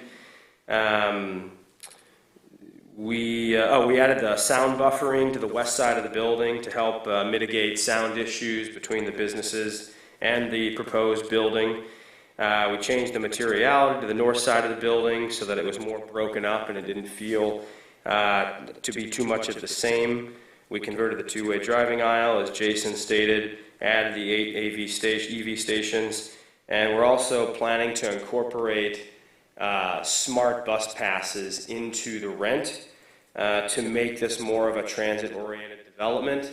We believe we can commit at this time to absorb 3 months of the cost of the smart bus pass for any new resident who signs a lease, because the project is in such close proximity to 9 Mile and Woodward, which is obviously one of the best locations for bus rapid transit in Southeast Michigan. So, want to talk more about the project? I can get into the affordable housing, or yeah. Go ahead. No, you've got 7 minutes. Yeah. Okay. And this is why my gut told me we were coming back. So I thank you guys for that. Yeah, it's unusual that we would lose quorum, and I thank you guys for that. So there's a bit to talk through on this one. Matt touched on a lot of items, so maybe I can just maybe we do a little bit more of a blush on this, because we'll likely be back in front of you guys. Mm-hmm. So this right here is itemizing some of the things actually that we talked about with the EV charging stations, the retail. So this right here we already pretty much discussed. This right here is a view of the north. The one thing that we did change is we added more detailing. There's more trim boards. We added a thicker trim board along the bottom that lines up with the cast stone that's around the front of the building. We're going to look at the colors as well, so there's more continuous all the way around. Okay. Here's some views of the proposed alley improvements. So you can see that there's a differentiation between a colored stamped concrete versus a regular sidewalk, which would blend in with the rest of the sidewalks. We're trying to guide pedestrians. And then we'll show you an image later, but we're proposing a lot of lighting on the building, not glaring, but we want it to feel very safe, inviting, friendly. We want people to feel good using it. We're showing some proposed public art. That's just a placeholder, but it's a blank portion of the wall, so we want to do something nice with it. And the way that the building kicks on an angle, you'll see it right from Vester. This is a view of that little spot where we can add a bench, a tree, some bike racks. So again, breaking up the alley, giving some inviting spaces to sit and enjoy. Okay, good. I want to talk about the affordable housing real quick. Just so I don't lose time, I did want to just talk about the affordable housing component and what is included. So we are proposing 25% affordable housing, a mix of 50% average median income, AMI 70 and 80%, which equates to 6 studios, which are roughly 450 square feet at $700 a month, 5 studios, again roughly 450 square feet at $980 a month, and then 6 one-bedrooms that are roughly 650 square feet at $1,200 a month. So that's 17 apartments out of the total 66 apartments. Also, one thing that we didn't add is we had a great meeting with MoGo, and they have agreed to decrease the annual passes from $90 to $70 for this project because of the close proximity to the MoGo station that's at 9 Mile and Woodward. So again, trying to push the transit-oriented development aspect as much as we possibly can. Okay, so these we can definitely go quickly through. This is a typical floor, so it's a double-loaded corridor. You guys saw this last time. We did change the units obviously a bit in order to bring the unit size down, or unit count down. Here's an example of some of the lighting that we're proposing on the building. This would be a little bit more of like a gooseneck, so that's not matching the rendering quite yet, so I'll get that corrected. But we have cast stone proposed for the first floor, and then it's brick above, and then we have some James Hardy panels in these other areas to break up the facade. And then this right here is, so you can see how once it transitions into siding, we're going to try and keep it looking the same even though it's different material. This is the north view. You can see the added balconies. All this place for the mural. Photometric plan, currently we're meeting the ordinance. Sun studies, we were just looking to see how it could impact neighbors. You can see that the impact is minimal, if anything. This right here is a potential proposal that we can, I guess, talk about next time. We were thinking of to activate the alleyway even more, losing 2 parking spaces and then wrapping the retail back farther into the alley. So we just show this as an option. It's just a discussion item. That's all it really is. Is it an additional retail space or just one becomes larger? It would additional. It would like a micro 300 square foot retail. Right. Yeah. Got it. I'm assuming you guys are seeing it. We're seeing a lot of retail that's very small these days. Mm-hmm. Yep, I see. It's like a service windows type of. Yeah, exactly. Yep. And then we have the renderings of the site. So you can see the reality. You can see that's the entrance. This is our drop-off zone. So this becomes a very nice grand entrance for the residents. Got it. Here's a view of the alleyway. The color right now, again, it's a placeholder. We have to look at it, but you can see we opened this up even more through here. The view looking back the other way. Back, so we added more trim boards, more detail.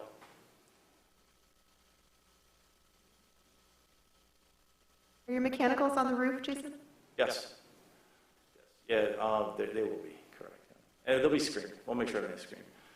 So here's a shot at night, so you can see the idea is to activate this. You can see that we have a lot of space out there for folks to sit, so I could see that being a great spot for some kind of breakfast place or coffee or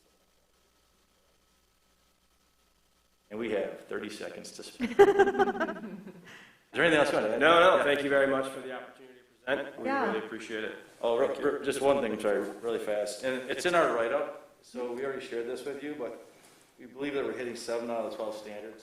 Mm-hmm. When I look at complementary mixture of uses, we believe we building and site design. These days everything's built with white roofs, energy efficient, white roofs, energy efficient, everything. So we feel like we're hitting that. Transition areas from adjacent land uses. This is textbook stuff, right? You're going from single family, some commercial, then you have a mixed use building with primarily residential, and then you have commercial along Woodward. Provisions of affordable housing units, we have that. Diversification of housing types, we have that. Improvements to the public street system to mitigate traffic impacts and other public facility improvements. We have to increase and extend, it was the water line, right? Yeah. Which is going to be on the developer's dime. we're gonna invest in the alleyway, we're gonna also invest in the right-of-way out front, because that will all have to get redone after construction, because it's going to get beat up during construction. So the idea is to bring it back better than what it was. And then pedestrian transit-oriented development. I mean, it's, 2-minute walk, 1-minute walk from transit stops, plus the other things that Matt's been speaking about to help encourage transit-oriented development. So, thank you very much. Thank you. I just got a text message from one of our council members with a question for the public hearing. So even when you think no one's watching at home, someone's watching at home, because Raylon just Wants texted. to answer now? So, no, we'll enter it during the public hearing. all right, thank you very much. Yep, thank you. It's always nice to know that when we provide other ways for people to engage, they are indeed watching and listening. So also thank you for trying to stay on mic. I know it's challenging, especially with masks, so thank you. All right, I want to open the public hearing now at 8:01 p.m. for consideration of the planned unit development application for 141 Investor Street mixed-use development. We will invite anyone who is here to speak at the public hearing to come on up to the microphone. Please state your name and address for the record. We've got 3 minutes for comments. We did receive 2 emails already on this, so I'll make sure we mention those as well for the record. Welcome. Hi, Michael. Hi. Excuse me. Michael Hennis. I'm the owner of the, the restaurant House by You on Woodward. There's also some others listening in. I know Andrew from the Magic Bag and Karen Gavin from the Fly Trap are listening in as well. I'll try to make this short. I'll just read straight from my notes. Permanent parking solutions should be in place before we implement zoning changes and develop new properties. I know at some point 141 Vestor will be something other than a surface lot, but we have to consider the short and long-term effects on current businesses and residents, along with considerations as where the city wants the next project to land. Years ago, I was on the DDA, they had a parking consultants, analysts go through our parking inventory, and they determined there was an overall shortage at the time, which no one is surprised at. And the shortage was greatest on the east side of 9 Mile. But since that study, we've seen an increase in need and a decrease in overall parking. We've had more businesses open, and parking is now correctly restricted in the residents. There used to be customers parking and employees blocking all the residential spaces. These studies were made before we added additional concert and dining options, including Otis Supply, the Loving Touch, Embrew, which is now currently closed. Valentine was just a small tasting room, and now it's an event space. The Elks Club at that time had probably less than 300 members, and now I think the number is over 800. So the needs have grown and the parking has decreased. Businesses on the east side of Woodward don't have the physical connection that north and south of 9 Mile have. The west side businesses enjoy more face-to-face interaction. The streets are narrowed. The parking is directly behind them. And the Withington lot and the Troy Stop serve both sides of that street. On this side, they tend to gravitate to what's the lots that are behind their businesses. In the future, we should expect the sale or development of 140 Vestor, which is the glass company. And while it's not a big deal, we're talking about the loss of about 12 or 14 spaces.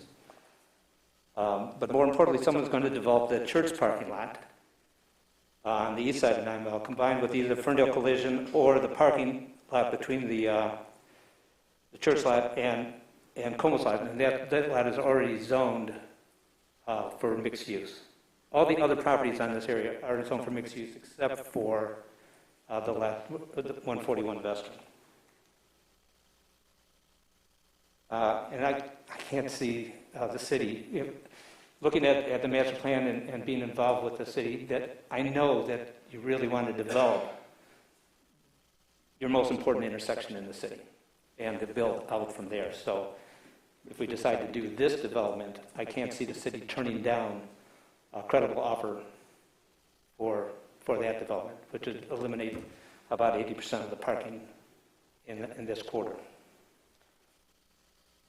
One of the issues Ferndale businesses had with the Baker College proposal for the East 9 Mile lot was building the college first and then replacing the parking with a structure later. The point was that even if they eventually built the structure, we would lose parking for 2 to 4 years while they built the college, and then we'd lose additional parking for 2 years or more while they built the structure, and if they were able to follow through on that. I know that the city had expectations of being able to use Credit Union 1's parking structure, but after it was built, it was not available to us. In addressing the reductions of the parking requirements to promote alternative transportation options, I am all for reducing the need for a car, but very few of my customers from Detroit, Oak Park, Huntington Woods, Royal Oak, all the other communities take the bus, and the queue line in Detroit, I feel, has effectively killed any chances of developing rapid bus or light rail down Woodward Avenue. I think it's a roadblock instead of something that's going to help bring transportation. Okay. I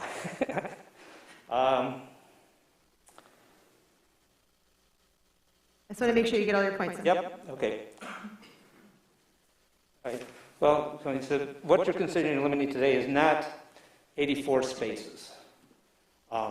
It's more like 3 or 4 times that many cars that come into the area and use those spaces. And you know, the need, of course, for restaurants and these other businesses, the Magic Bag and everything is predominantly on weekends when the need is even greater.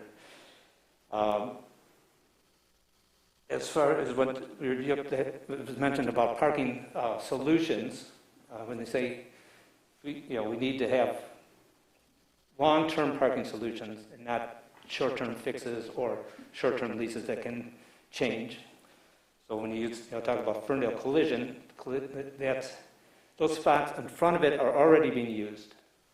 All available parking in the area is already being used, whether there's signs or not to it. And short-term, leases like that temporary agreements are temporary. It's not a solution that any business can bank on. Thank you. Thank you, Michael.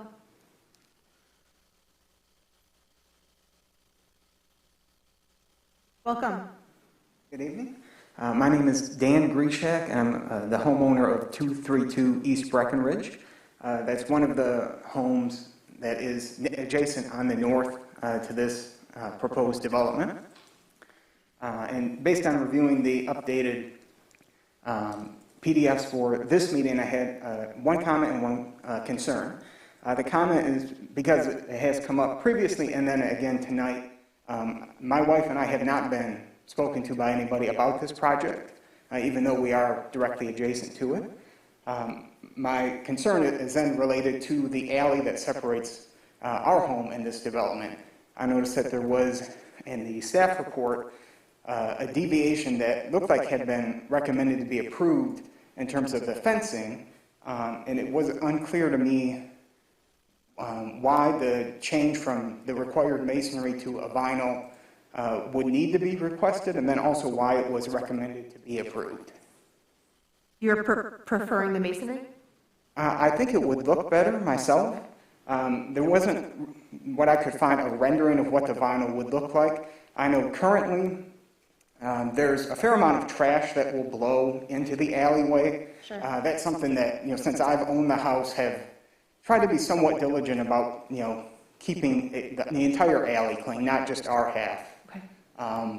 But definitely the idea of something that has, like a brick wall would have a lower base that stops trash from flying through is definitely appealing, beyond even just the, the aesthetics of brick versus a vinyl fence. Mm-hmm. Thank you very much. Thank you. Welcome. Hi, my name is Tom Evans. I live at 211 East 9 Mile, just right across the street. I support this project because it brings more density in the neighborhood. I moved to Ferndale because of the walkability, and I think it's great that we take a parking lot that's an eyesore and replace it with a mixed-use building that would include retail. I think the renderings and materials look great and architecturally respect what exists in Ferndale today. I would ask that the Planning Committee approve this project. Thank you. Thank you.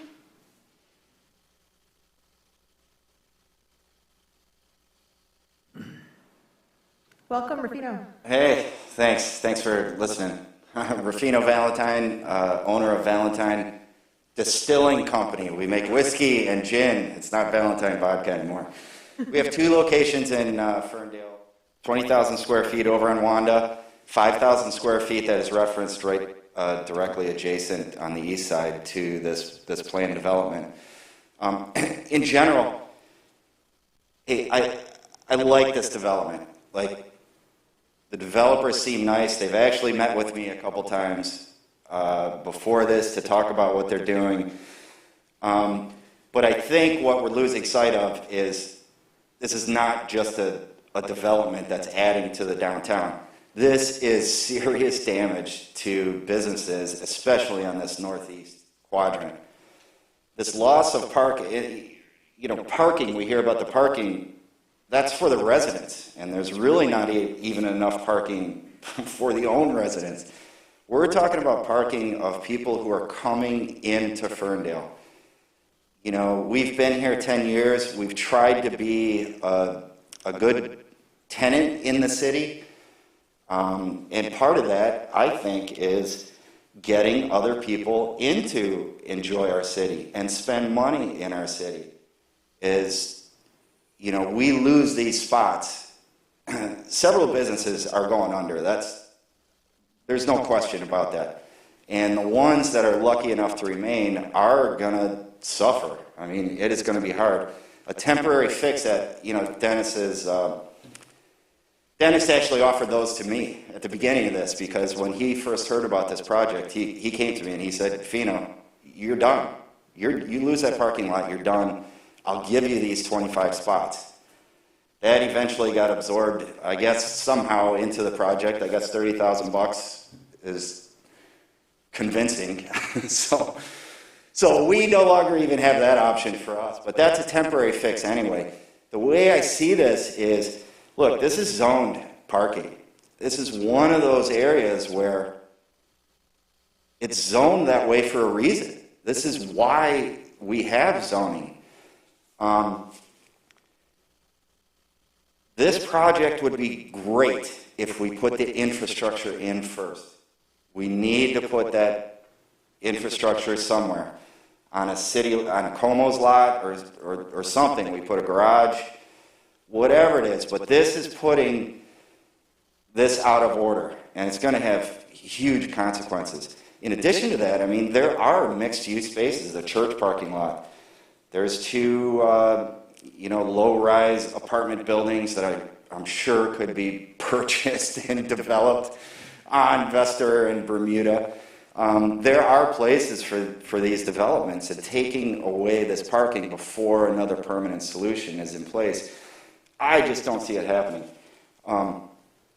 I can't imagine where we change the zoning. I'm not sure why this is a PUD, if it makes the zoning change a little bit easier. This seems like a mixed-use development. It seems like it's something that belongs in mixed-use zoning. It would really, really be hard for me to see changing the zoning on something like this. Nowadays, it seems obvious when we have an abandoned industrial building that we want to get developed, we change the zoning on it. But when we have something where the zoning is what all the businesses signed their leases, purchased their buildings, invested in their business, knowing that zoning was zoned parking, it's a little bit like pulling the rug out from under you when that gets changed. For something that there are mixed-use development sites. We can put this elsewhere. There's, in fact, not that far away. In closing, I just say this will be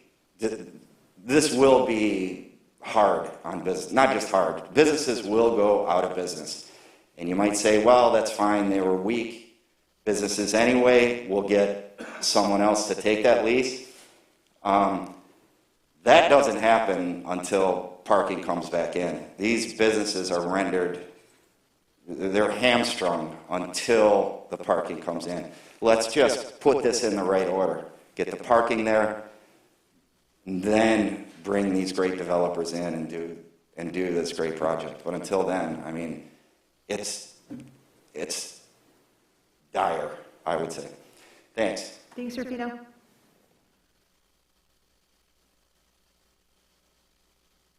Hello, welcome. Hello. My name is Mary Onifer, and I live at 129 East Breckenridge. This would be directly in my view of my front porch. And while it's an ambitious building, I think it should be somewhere else. Why?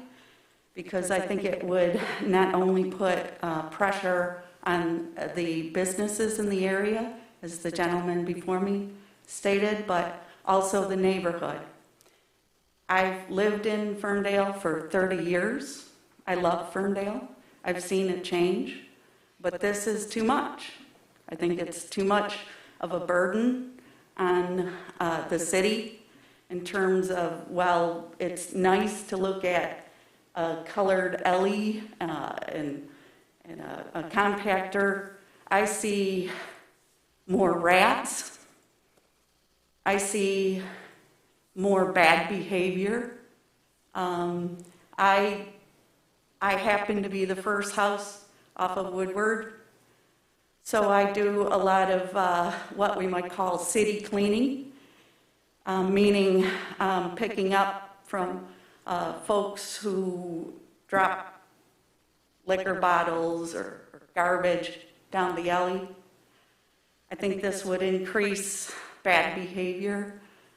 I appreciate the lower income or more affordable housing. I think that's a wonderful idea, but put it on Hilton.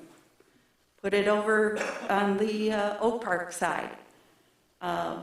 Put it in an area where it could thrive in a more green area that would sustain it, but not in the middle of the city.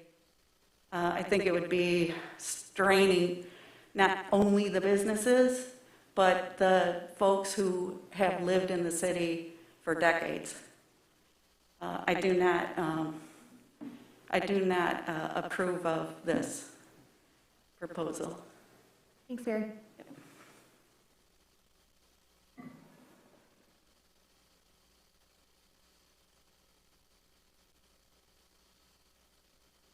Hello, welcome. Hey, Jay Dunchester, 22930 Woodward Avenue. Jay, who emailed us? Yes. Yes, great, thank you. I agree with everybody that was up here before me. I don't know if that's possible, but I do.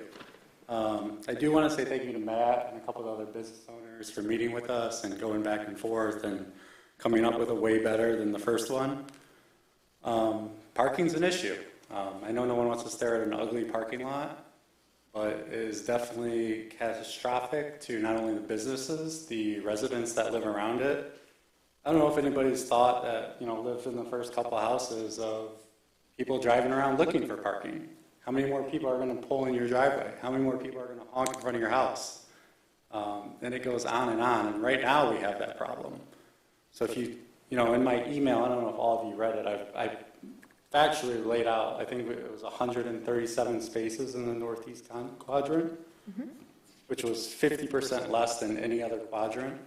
And this is about 40% of our parking. I also laid out ideas for more parking. And I had a good conversation with Jordan. It would be really nice to know what is possible with parking. How many spaces can we create? how many spaces can we reach out to the public spaces and get a hard number of saying, hey, we have this many spaces we can create, and then take this project to its max capability. I had mentioned doing angled parking in front of it instead of green space as a temporary fix. Again, I don't know what the parking numbers on things like that would be, but, you know, if this were to happen, why not, hey, let's sacrifice the green space for 5 years until we come up with a permanent parking solution. As far as the alley, I think it looks really great. I still don't like the entrances off the alley because I feel like you're creating walkability, but then you're creating more traffic for the residents that actually live in the building. So you're going to have the vehicle entrances? Or yeah, they're off the alley still. Again, I kind of laid it out in that email, so I hope all of you, if you didn't get that email, I hope you really go back and read it. We got it. Or if you have any questions for me off the email, I can better answering questions. I want to see if there's anyone else to comment first. But yeah, you know, again, I think it looks amazing. It really does. I would really like to figure out how many spaces we can come up with before anybody makes a decision, because I don't feel like we have enough information right now to make the best decision for the city or the residents or the businesses. Because like I said, you should be able, if you find enough spaces, create retail all the way down the alley and enter off the Breck lot. Again, retail has different hours than Bosco and the Magic Bag. So it's like, those are the questions like, hey, you know, what's your retail? What are you going after? What hours of operation are those retails? I feel like there's a lot of unanswered questions that everybody needs before making decisions that are going to obviously affect all of us for a very long time. And I just don't think we have all of that information as of today. And I hope that we can all sit down again and come back with some hard, like, here's your parking spaces, this is what you have, this is what we can create. Okay, what can we do with this? Again, they say retail requires more parking, but again, if that parking's during the day when the parking lots are empty, that doesn't have a great of effect as if they're doing a small cafe or restaurant that stays open until 2 a.m. And those are questions that we should all be like, okay, let's get to the nitty-gritty. What are we doing here? Again, can we do angled parking? Does it make a difference? Can we use some of these private lots that we can actually market? Because I said they have tow signs in them now. So I can't say, hey, park at Anna's Uniform, park at Mike's Sub Shop, and then the cars get towed. So can we use those spots? Yes, you can. You can market them. They said they were good, so on and so forth. But again, it's a huge project. It's going to change the skyline, not only for the residents, but you know, it has its benefits and its negatives. So I am for this project if we can figure out where we can find 74 spaces and we activate the alley and eliminate a lot of that traffic, like I said in my email. Because again, I activated the alley. My neighbors are currently activating the alley. Flytrap activated the alley. And so when you create more traffic down there, the walkability is kind of like a wash. Yeah. So thank you. Thank you, Jay. Thank you. Other comments on the, yep, I'll get right on, but I just want to see if there's anyone else in the audience on the 141 Vester. Welcome. Hi, my name's Stephen Kuzmanovich, 2037 Livernois, here in the city, 22-year resident. I'm opposed to this project. It's just too big of a project to go into the available space. My other concerns are, again, the parking, like everybody else has discussed here tonight. I think that's a serious issue that's going to cause way more problems than we need. The infrastructure, we already have problems with our water supply in the city. We have problems with the sewer lines, both the sanitary and the storm sewer. This is very evident, apparently, every time it rains around here. And so I'm very concerned about the impact that that's going to have on those systems. And yes, I would think a better use for that area, that lot, that parking lot, would be not to put up something like this, but to build a 3-story structure to park. Because the parking is severely limited on this side of Woodward. Got it. Okay? A parking structure. Yeah, parking structure, yeah. We don't need any more apartments in the city, I don't feel. We've got enough, right? But we do need parking. And I'm, again, opposed to this, and thank you for your time. Thank you.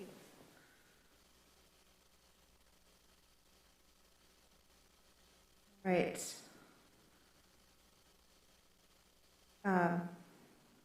From Councilmember Raylon Leaks-May, she is asking for some additional information about the affordable units and whether there will be any ADA accessible units. She's also wondering if other locations in the city were explored and why this rose to the top as a preferred location. And that's it. That was, sorry, 2 texts. That was from Councilmember Leaks-May. Yes, Michael, welcome. Yep. I have one thing. Yeah. When we're talking about parking. This is Michael Hennis again. Thank you. Yep. I don't think, for me personally, I don't think that when we're talking about parking that we need to do a dot-sized project. Mm-hmm. We're just looking at least maintaining, it'd be nice to be able to increase parking slightly with a new development, but we just can't afford to lose the existing parking. And any new project that has to, whether it's here or it's on the Comos in the church parking lot, or a combination of the other properties on there, to include parking for public in those projects. So even if it's a modest size increase, is that what I'm hearing you Yes. say? That's, okay. Thank you. Thank you. Thank you, Michael. All right. Any other comments or questions during the public hearing? I'm going to note Councilmember Leaks-May's questions. Okay.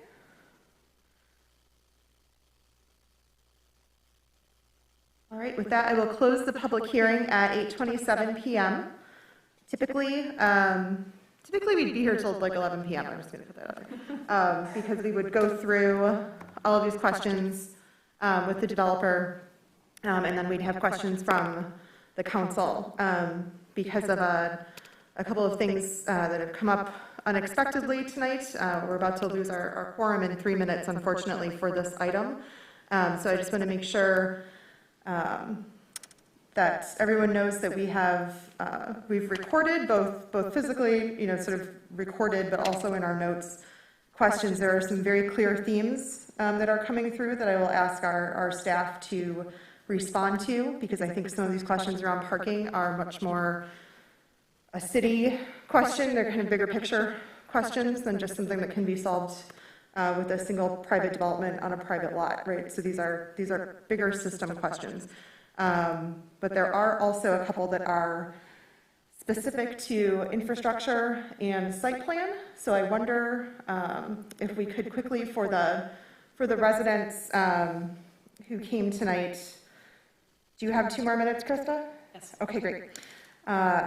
Could we quickly, Justin or the applicant, I'm not sure which one, talk about infrastructure impacts in terms of how this would comply with our stormwater ordinance, if there are any upgrades coming to Vester when it comes to water service and sewer service? Very relevant questions for all over town, but I know this corner really gets impacted. Sure, and I did want to just note, because our clerk did correct me, so conversation about the project could continue beyond, we would still have quorum, there just could not be a vote made, so I was corrected a little bit ago that discussions could continue if the commission would like, so answering those questions, this project would be required to meet the city's stormwater ordinance, and so a preliminary civil plan was provided to the city and generally met the requirements for that, so it would have to detain underground, a certain calculation on site that meets the city's ordinance. A new water main would be required as part of the project, and so that would be some of the infrastructure put into the project, and So the city would try and pair and work together on that sort of thing, and there's precedent for that on other recent projects. Okay. Sure, yeah. There was also a question from a neighbor behind you on Breckenridge about that screening wall. There's vinyl proposed. Sounds like a strong preference for, and I imagine the commission would agree, a strong preference for something less permeable, less breakable. Are you guys open to that? Definitely open to that. Just really quickly back to the infrastructure question. Parking lots are just about the worst thing there is for stormwater, so that could be the issue on Vester, is that parking lot, or at least the several parking lots that are in the area. There's no stormwater mitigation with a parking lot, so we would be proposing 25-year cisterns underneath our parking lot, so you'd actually retain some and then retain for at least a 25-year storm, and then that would disperse into the ground. When I worked for city government, obviously stormwater was a huge issue, and parking lots were always the biggest offender. So just wanted to. Thank you. All right, I'm going to take a quick pause. I'm not adjourning. I just want to ask a question. So Commissioner Azar needs to leave. From what I hear from our city clerk, even though Commissioner Showalter has recused himself and is not participating, I do still technically have quorum. Is that? That's correct. The commission will still have quorum, and discussion could continue if the commission wishes. Okay, so we can work through questions, but obviously there would be no vote this evening because I don't have a voting quorum, but I have a quorum to conduct business. You could even have a motion and a vote, but the vote would fail. Well, I yes, don't care to do business that way, but yeah. Continue doing everything as you normally would. You just wouldn't take a vote tonight. Okay, all right, so is the applicant up to continue conversation and talk through some of the questions that came up at the public hearing? Yep. Okay, great. Thank you, Commissioner Azar. Thank you for excusing me. Yes, thank you. Commissioner Azar is leaving us at 8:32 p.m. We will continue working through then, thanks to our city clerk for that clarification, some of these questions with our applicant and our city staff. So we heard a couple times from Michael Hennis, who I believe was our relatively recently passed DDA board chair, so I wasn't surprised to hear about parking studies from Michael. He's pretty intimately familiar with it. And I wonder, have you guys taken a look, have you taken a look at any of those past parking studies about sort of future plans for the area or parking demand, or have you seen any of the things that Ferndale has produced over the past years? Yes. Okay. In terms of what this change to the system, acknowledging that this is a private lot, not a public lot, but what this change of the system would do, I think Jordan stepped out, so maybe I need to come back to this.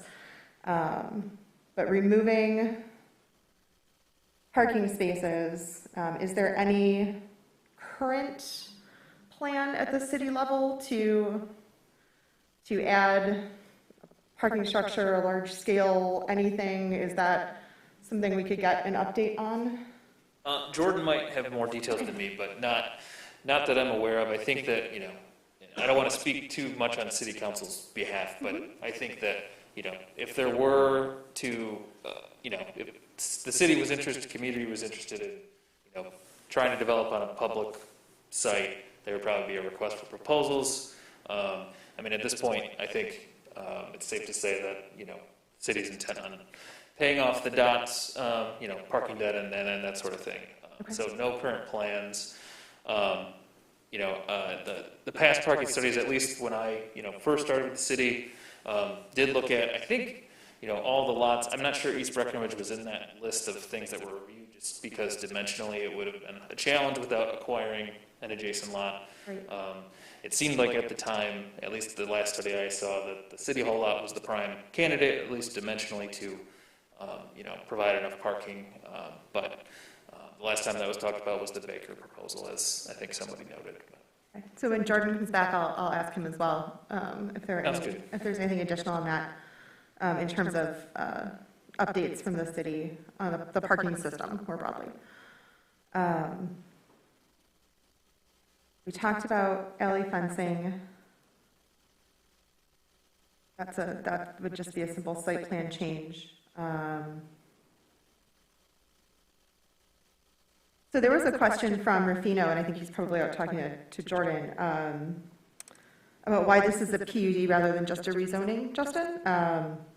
And I know that that was a conversation that the city had with the applicant in terms of if it was just a straight rezoning, there would be a number of variances. So if it was presented as a PUD, there would still be a rezoning that needed to happen, but the PUD tool could incorporate and streamline some of those variances into a more streamlined approval process. Is that in a nutshell? In a nutshell, yeah. I mean, there's a rezoning, I think, at least with this proposal with the maneuvering lane and a few other things, it would have required probably a rezoning, maybe a special land use, as well as going to the Board of Zoning Appeals. And so I think that from a zoning perspective, the PUD is the tool that allows for the community to consider those substantial benefits versus the variances. And so there weren't a huge number of deviations, although obviously parking was the big one to consider. So I think that was staff's direction. We did look at a few options with the team, but it seemed to align with a lot of those 12 criteria with the PUD as well. So to take a rezoning and a PUD in addition to talking about the direct community benefits, you also see a comprehensive plan as opposed to some piecemeal things that go to the zoning board and may or may not happen. You see the whole. Correct. A full development agreement that's legally enforceable, and I think like the payment into the city's parking system. I think it was talked about as it could go towards this shared parking idea on an adjacent site, but it really would go towards whatever parking solutions available at the time. So I don't want to note that it's very specific to one site because it could work for other things as well. Okay. All right, I see Jordan just came back, but first I want to, Jordan, we've got parking questions for you in a minute, but first I want to the applicant, our council member asked about ADA accessibility, and she wondered if you could comment on ADA accessibility in the building and also explain the costs for the affordable units. So as far as the ADA accessibility goes, it will comply with those regulations. I believe it's 2% of the units have to be type A, the rest are type B. There's an elevator in the building, so we'll comply with all of those rules. Okay. Yep. And the affordable costs, the rents, correct? Yes. So the affordable rents are, again, 25% of the total units would be affordable. At ranges from 50% to 80% average median income. Is that for Oakland County or the region or? The region. Regional AMI. Okay, thank you. Yep. So 6 studios would be at $700 a month. 5 studios would be at $980 a month. And then 6 one-bedrooms would be at $1,200 a month. Studios range, they're roughly around 450 square feet. And the one-beds they range from 600 to generally 630, 650 square feet. Thank you. And then she also asked whether other locations in the city were explored. Why is this the location that you zeroed out? Oh, got it. This property was for sale. So we were responding to marketing of this property. Got it. Thank you. All right, Jordan, I would like to invite you up. There have been some questions about parking broadly, right? About our parking system, parking capacity, particularly in this quadrant, and what the plans, if any, are sort of to address it at a system level. This is a privately owned lot, not a city-owned lot. But there is clearly a sort of a city infrastructure question that has come up a couple of times. So I wonder if you could share is there anything that you're able to share about what the city is looking at, talking about? Is there realistically any sort of plan right now for longer term parking, shorter term solutions? Sure, Anything you'd like to absolutely. share? Yep. Thanks, Chair Baker. Without sort of overextending, what I could say is one thing I do want to dive into deeply is the parking studies that were done prior to the construction of the dot. Mike referenced the commission that happened, and that initial recommendation it actually called for a deck on each side. So that demand was there. And when what I can say is sort of extrapolating when we made the decision on the dot and the sort of the analysis that went into the final number of the dot, in addition to like the geometry of the site, what you could fit, we decidedly wanted to make a balance. And obviously, of course, Councilman Pollica and Justin, anybody here, if I misspeak, please keep me honest. But one of the goals was to make a balance. We didn't want to just jam as much parking as we could fit. Kind of, again, to Mike's point, was you want to strike the right balance, something modest that allows you to accommodate the demand you currently have, account for some growth, but also a shift toward walkability, alternate options to transportation and moving around, et cetera. So that same principle applies to the east side. One thing I would want to do is dive deeper into that data and see if it's still relevant for the growth that we've had. Obviously, we've had, has been talked about, increased business activity, increased usage of the properties that we have. One thing that our department is looking at right now, and sort of one of the sort of unorthodox ways we got involved in this project was we heard that concern early on, so and again, I want to stress that we don't take sides on projects, but we saw that issue, and so we wanted to proactively say, knowing that the suggestions like Jay made were going to come up, like what kind of, to pardon the phrase, what kind of blood can you get out of the turnip? What can you find here? So we did have conversations with Dennis. He had mentioned that he was looking at offering up his lot, so we talked about that. We've used some of our old toolkits when we were doing construction on Livernois, construction downtown. We did parking mitigation strategies where we had sort of a standard template of, hey, we'll lease some spaces as the city because private party tries to come in or a developer tries to come in, all of a sudden people start raising their prices magically. And so to avoid sort of an extortion scenario, we looked at and said, hey, could we make this possible? I'm already looking into how many spaces we could fit. Sort of Jay mentioned kind of snipping off the edges and sort of making temporary sacrifices of green space to fit more parking. I haven't looked at the numbers just yet. I have started looking at examples where that's been done. One is Parkdale Towns.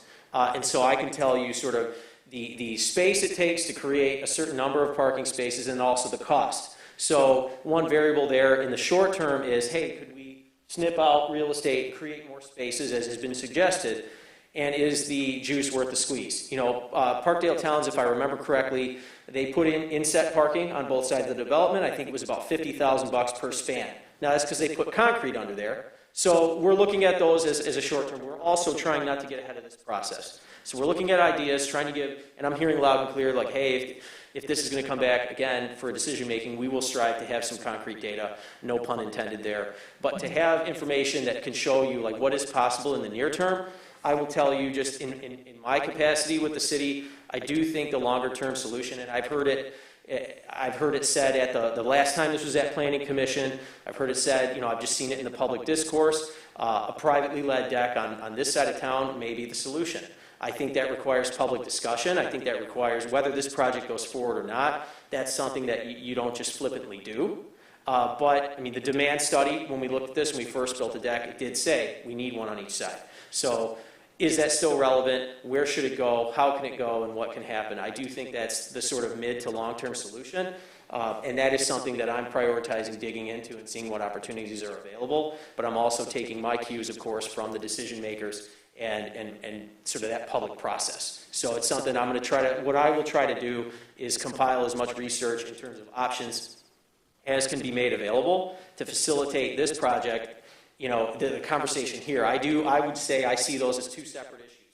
I obviously understand and appreciate the connection between, you know, the parking need and whether or not this project, you know, and its perceived impacts, and that conversation will be had. But I think regardless of this project's existence or non-existence, that conversation still has to be had. And I think a lot of the business owners put it eloquently tonight that even absent this project, that is a concern that has to be discussed. And I think that that should be on our community docket of things to figure out, and it is. So I hope that's helpful. I think, so just to kind of sum that up, because I apologize if I kind of went all over the place, but to sum that up, we're looking at every square inch of real estate here to see what spots could be made available, and is the cost benefit of doing so worth it? So we will strive to bring that to you at a minimum the next time this comes back, just from a perspective, just so you can have that as information to make a decision. And we will also strive to dig as deeply into the longer term opportunities as possible. Thank you. Before we flip over to the commission side, is our DDA executive director still here? All right, you offered, Lena, so I would like to ask, one of the things that's come up in conversation is the use of private lots during off hours. And I wonder, is there, there are some places, Credit Union 1 came up in conversation where we've been knocking on that door for a long time. I think that's what I've been told. There are other spots I don't know the history of, places like the smoothie place and Anna's Uniforms. So I wonder, this is in your wheelhouse. They're in your jurisdiction. So is there anything as the business advocate and, sort of the person working on behalf of really the big picture of the downtown, is there anything when it comes to private business shared parking that you could share or? So sure, certainly, and thank you for introducing me. But I'm Lena Stevens, DDA director. Thank you. So I think an important thing that Jordan mentioned is that there is a process here, and part of this process was having these hearings, getting this feedback, having this conversation with y'all. I think there has been a good faith effort to look at the collision shop and the options for, yes, using some of the spaces that are already used, but having that be formalized, and then maybe identifying some sources of new spots, perhaps, that weren't being used. Is it 74, 82? No, it's not, but it's a start. I think where we are with staff levels is, if this project is of interest to y'all, and through this conversation, as the stewards of this process, you tell us, yep, we are interested in this, provided these things start to get looked at, that's when we say, okay, now we can start to put some more staff resources into that. We have a lot going on any given day, and knowing that this is something that is engaging you, that you think has value, helps us to know, okay, yep, we can now direct DDA staff, we can direct City of Ferndale staff to collaborate. I do think there's potential to look at some of these shared agreements to formalize, but I do think Michael Hennis said it well, that those are temporary and those can change at any point. And I do think that has to be considered. So yes, we could certainly go out, we can get creative. I think we can look at, can we change the configuration of the Breck lot, maybe find a couple more spaces in there? Can we look at angled parking? I think I'd want to actually talk to some urban planners about angled parking and, get a little bit of a better picture of what that does for walkability. We'd also lose trees, losing the shade, things like that. What are the trade-offs there? So I think we can talk about sort of a mix of those things, and knowing that y'all are interested in moving forward helps us know that we should direct resources to that. However, I think we should be mindful of the fact that many of those could be temporary and could be changed at a later date. And there is a longer term discussion to be had here about, I think what Jordan refers to as banked parking, so a moderately sized garage that's done somewhere on this side. I think that's a conversation that we do need to have, because it also gives us more flexibility too. When we have that banked parking, what can we do with some of our other land? So it's a very long answer, but so ultimately yes, but is that our final solution? I don't think so. Thank you. All right.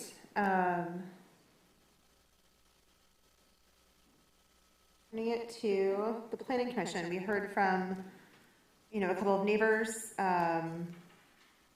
about, concerns about impacts to alleys, to parking, to walkability, pro and con. Obviously, we've heard from a number of business owners. So turning back to the commission, are there questions for the applicants or for the staff on any of these items, whether it's related to the rezoning or the site plan? Through the chair, if I may make a comment really quick, just to put it on the public record. I did meet with the developer on a couple different cases. I am a urban planner for the smart bus system, so I met with him in the professional context to discuss the benefits of transit and to discuss different ideas on using the transit. We're a public entity. There was no personal gain or anything that comes from it. It was strictly educational. It does not sway my decision one way or the other on this project, but I just want to put that on the record before we start talking. Thanks, Commissioner Heckfors. Do you want to kick off any questions? Yeah. So I do have a couple questions. First, with the property that you're buying, is the sale of the territory building also being purchased with this, or is that a separate project now? That is correct. Okay, what is going to be the planned use for that territory building? Retail, office, keep it as it is. We're not building on it, so. Okay, and then we would probably replace the front windows and do some work to it, but it's in great condition, so. Do you know what the required parking would be for that building? Because that would probably require a variance at this time then. I do not, because we don't have a use. Okay. And then the other question I have, and I may have misheard, but there was discussion on the shared parking within the project underneath. So if I were to rent a unit, does it come with the understanding that there was parking available, but I'm not necessarily given that parking space and it's a first come, first serve, or are there specific units that come with parking and some that don't? No, the first, not the latter. Okay, so first come, first served basis. The only concern I have with that model is then as a resident, I'm not necessarily devoted to finding parking elsewhere because I don't know if I could get lucky and have a parking spot or not. And if there was not a parking spot available, I could then see the issue of then me driving around trying to find parking on a residential street that may be free, or taking up a city spot and paying for that until I can try to circle back and see if there's a spot that opened up. So I would like you to look at that process and see if that's really the way to go with it, and see if that will further create a parking issue. Yeah, no, that's a great suggestion. We're kind of taking the guidance of the zoning ordinance and the shared parking that is allowed in the zoning ordinance. But to your point, that makes perfect sense. We have talked to the city of Ferndale about renting parking spaces at the city hall lot, since this is only a block away from the site that we're talking about. City hall lot and other public lots, not the Breckenridge lot, but other lots for the 12 or 15 space, for the residents that do have a desire of having a parking space that don't have one. Okay. And then this is a question for Justin probably. Are there long-term spots in the Breckenridge lot right now, or are they all short-term? I'm looking for our parking expert, who I told probably didn't need to be here, but he would know for sure. I believe that there's a few long-term parking spots in East Breckenridge, but I think that is adjusted kind of based on need and demand. So I think the majority of them are in the City Hall parking lot. And so there is a limit on the inventory for those permits, so I can find out what that is going forward. Okay, because that may be another thing if this project were to continue, even just as a discussion point, if the concern is on parking and accessibility on a daily basis for customers and whatnot, maybe moving any kind of long-term paths to specific spots on the east side, may be the best way of going about it. For sure. Okay. Thank you. Thank you. Commissioner Foster, anything at this time?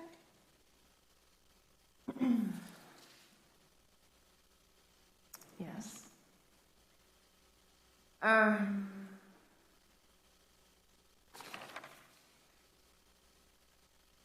to come back? I just had to organizing thoughts. Just had to remember what I wanted to ask. For the affordable housing, I was just wondering, and typically wouldn't get into details such as this, but because of the PUD nature and as it's a stated benefit, a public benefit for the case of the PUD, I wanted to ask, how will you, do you have a property management company that you consult with or that you do in-house, and do they have experience managing the affordable housing, and how will that property management be done? Yes, we do not have in-house property management. We'd have a third party, but we do have a third-party manager that we work with on other apartment buildings that we own. It'd be an income verification process, and the management company that we use does have experience with that process. Thank you. I was curious, so the magic bag goes all the way up to the alley. It's right across from the garbage area. And was there any discussion with neighboring business owners to combine some of the trash facilities? No. The simple answer is no.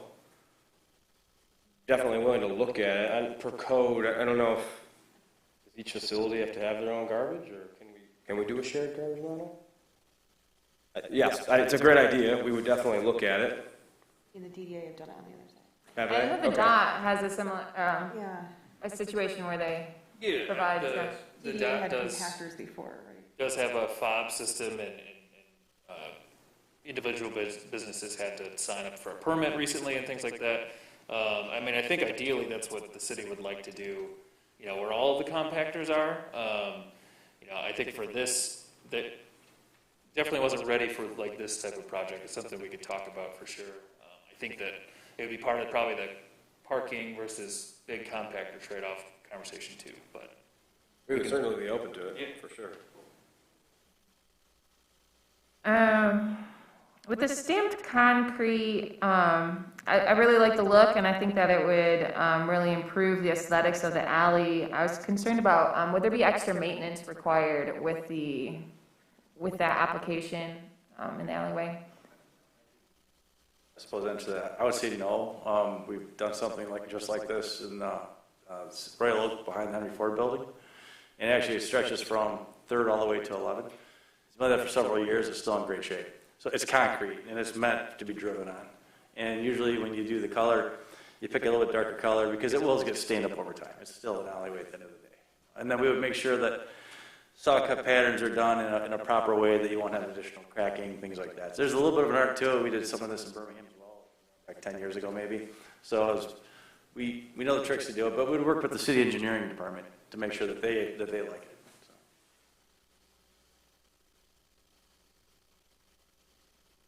Just curious, and I know you've added a lot of extra costs, and I know that construction in itself currently is quite expensive in adding affordable housing units. I'm sure your budget is pretty strapped. I'm wondering if you looked at any options to do some sort of like platform, like terrace or deck off the back, like above the parking.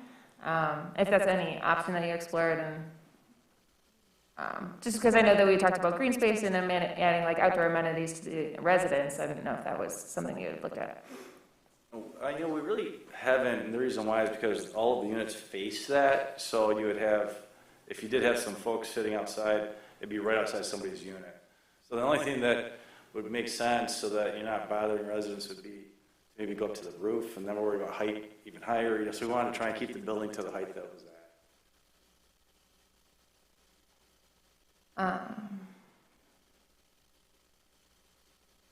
So I know that we're going to be coming back, and I would like some potentially more information about system-wide parking from the city, hopefully at the next meeting that we'll be having. And I think I want to form my thoughts, maybe more around the parking conversation. I know that's just such a big topic on every development. I think there,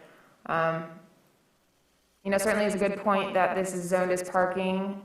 There is a need for parking in the area, and we're rezoning it to something different. So I appreciate the argument and want to consider that more. I do want to point out, and I'm going to take the moment to rep that we currently have a master plan process in place, and I encourage everyone to provide their feedback in terms of the vision, what they want to see for downtown development, for downtown or development in Ferndale in general. Because as you know, our current master plan in place and the zoning that's in place, that, you know, we're working towards creating a more vibrant, walkable downtown, and this certainly fits in that vision, this type of development.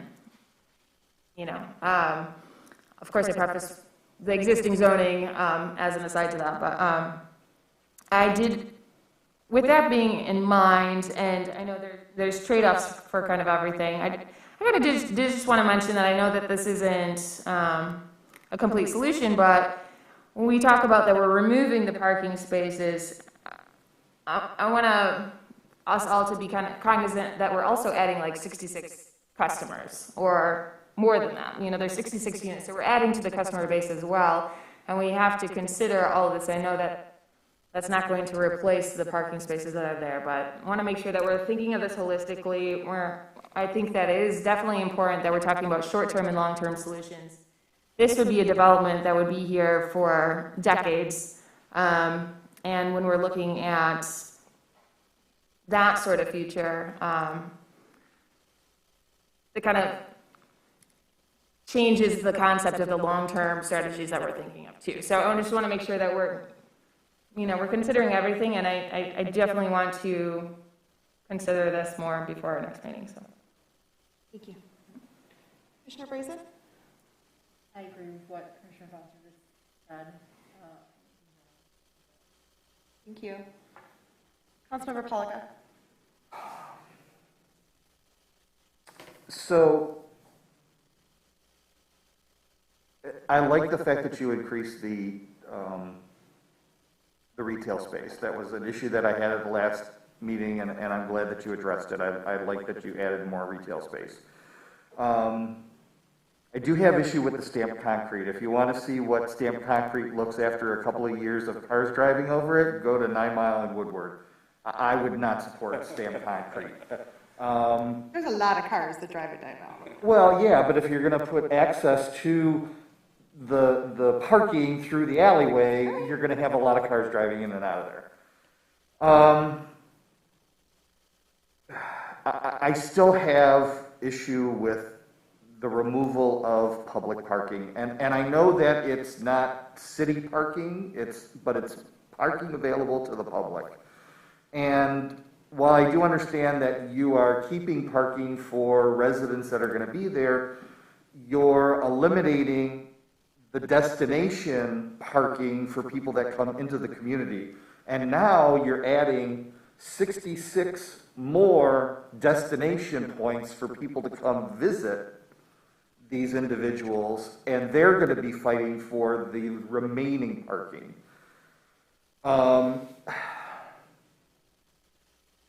Based on that, I can't see myself supporting a rezoning. So I love the project. I really do. I think you're the great use of materials. I love the look, the aesthetics. I think it fits beautifully within the community. But I have a parking issue. And I wish that we didn't, but I thought the DOT was going to solve that. But we still have a parking problem in Ferndale.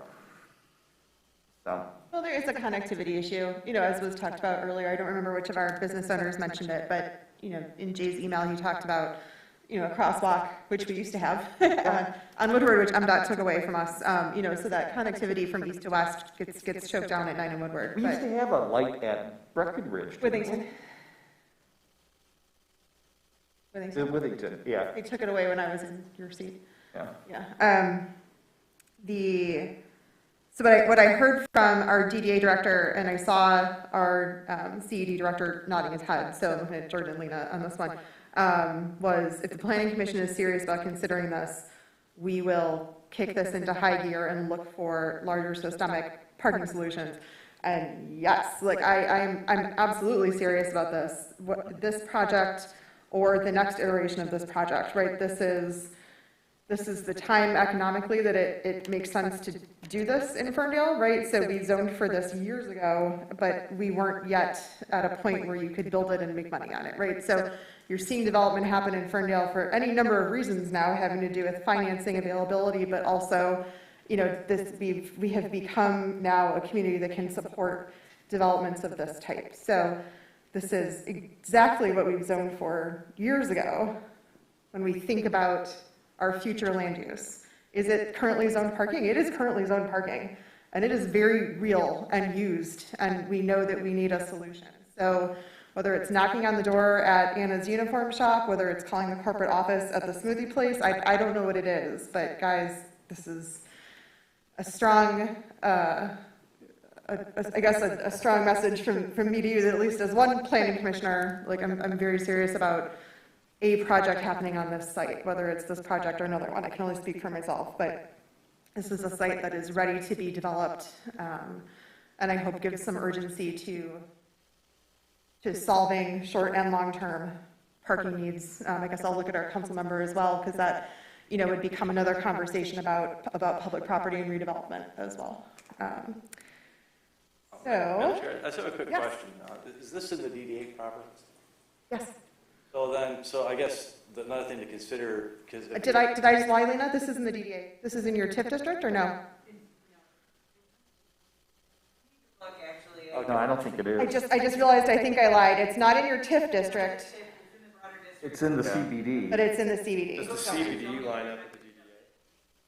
Yes. CBD line up with the DDA? No. nor does the TIF. Oh, okay, got it. This is evolved over 30 years now. So from the TIF then to some zoning changes. Yep. It's like school districts and cities. Yeah, they don't line up cleanly. I was just thinking that, as, different avenues are looked at for trying to increase parking, different, ways that usually costs money, there's going to be a tax increase on this property. So that way there's benefit for the city. So that would help to, down the road. Sure, and I'm sure Jordan can get revenue projections from Oakland County, and I'm sure you guys are, probably going to talk about incentives or other things, right? So, I'm sure Jordan's got those numbers from the county. Our CFO just went to Oakland County. She was stolen from us. So I'm sure Cheryl can get Jordan whatever he needs. The bigger picture is that the future land use map and development direction of this neighborhood is this.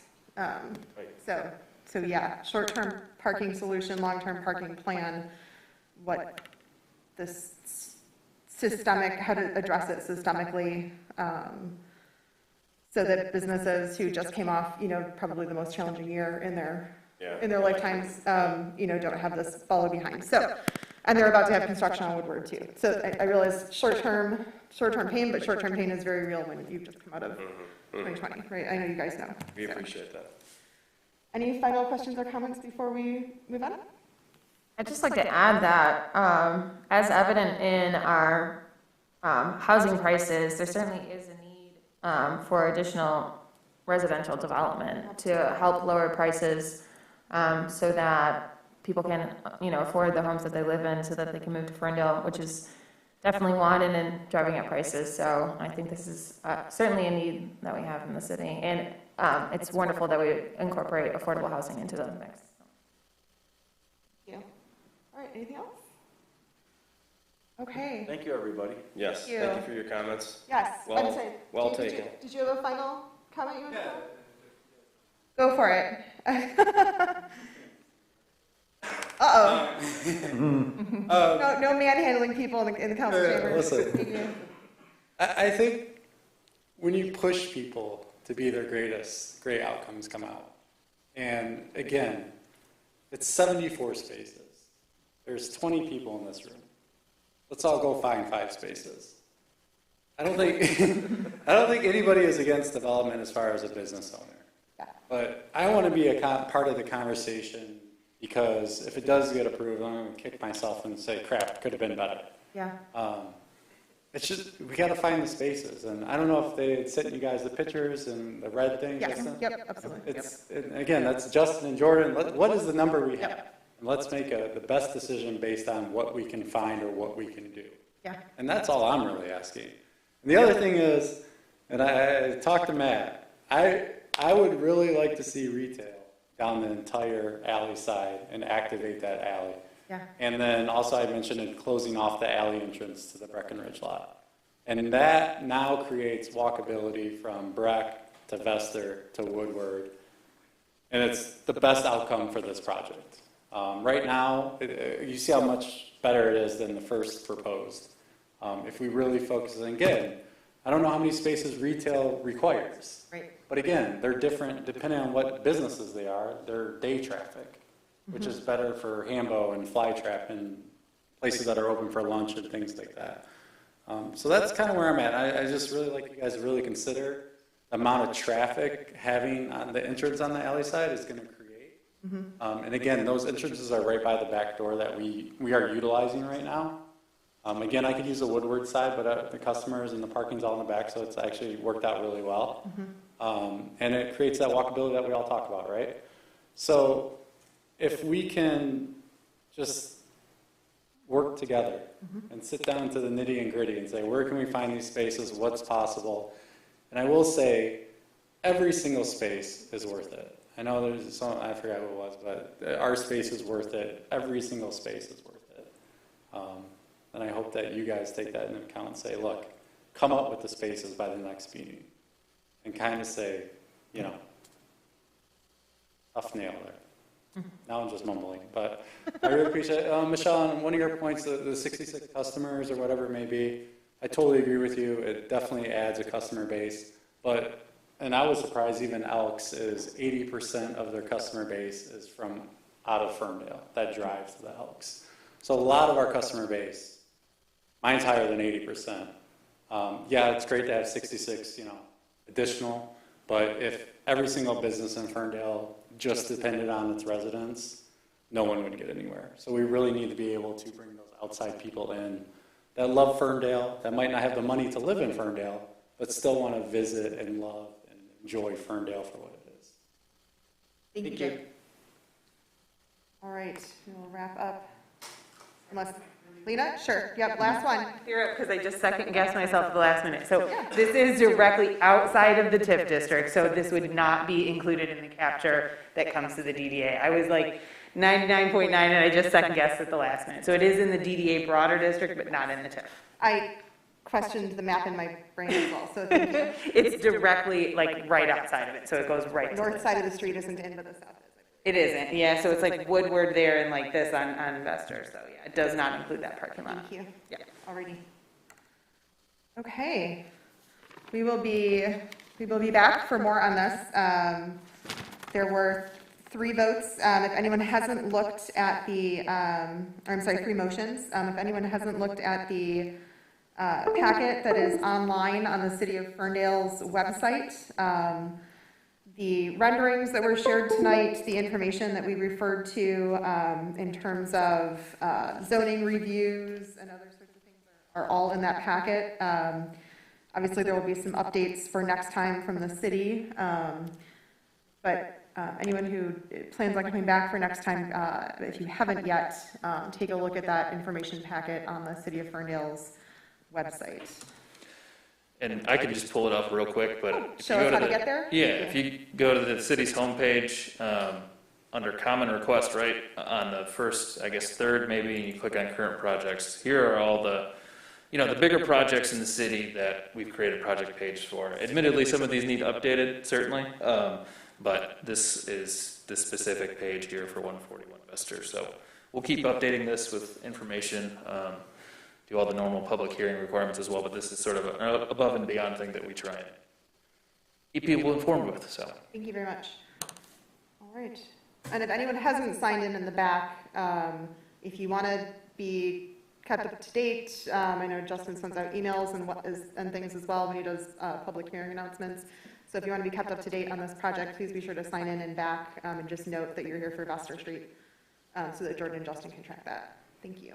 you can also send me an email at ced@ferndalemi.gov and just note which project you're following, and we'll add you to the list. So the letters CED at ferndalemi.gov. Thank you. All right, let us move to our next and final, there we go, agenda item. Commissioner Showalter is returning to the meeting at 9:14 p.m. And we have an update on our master planning efforts. We do. So, yep, we'll talk to you later.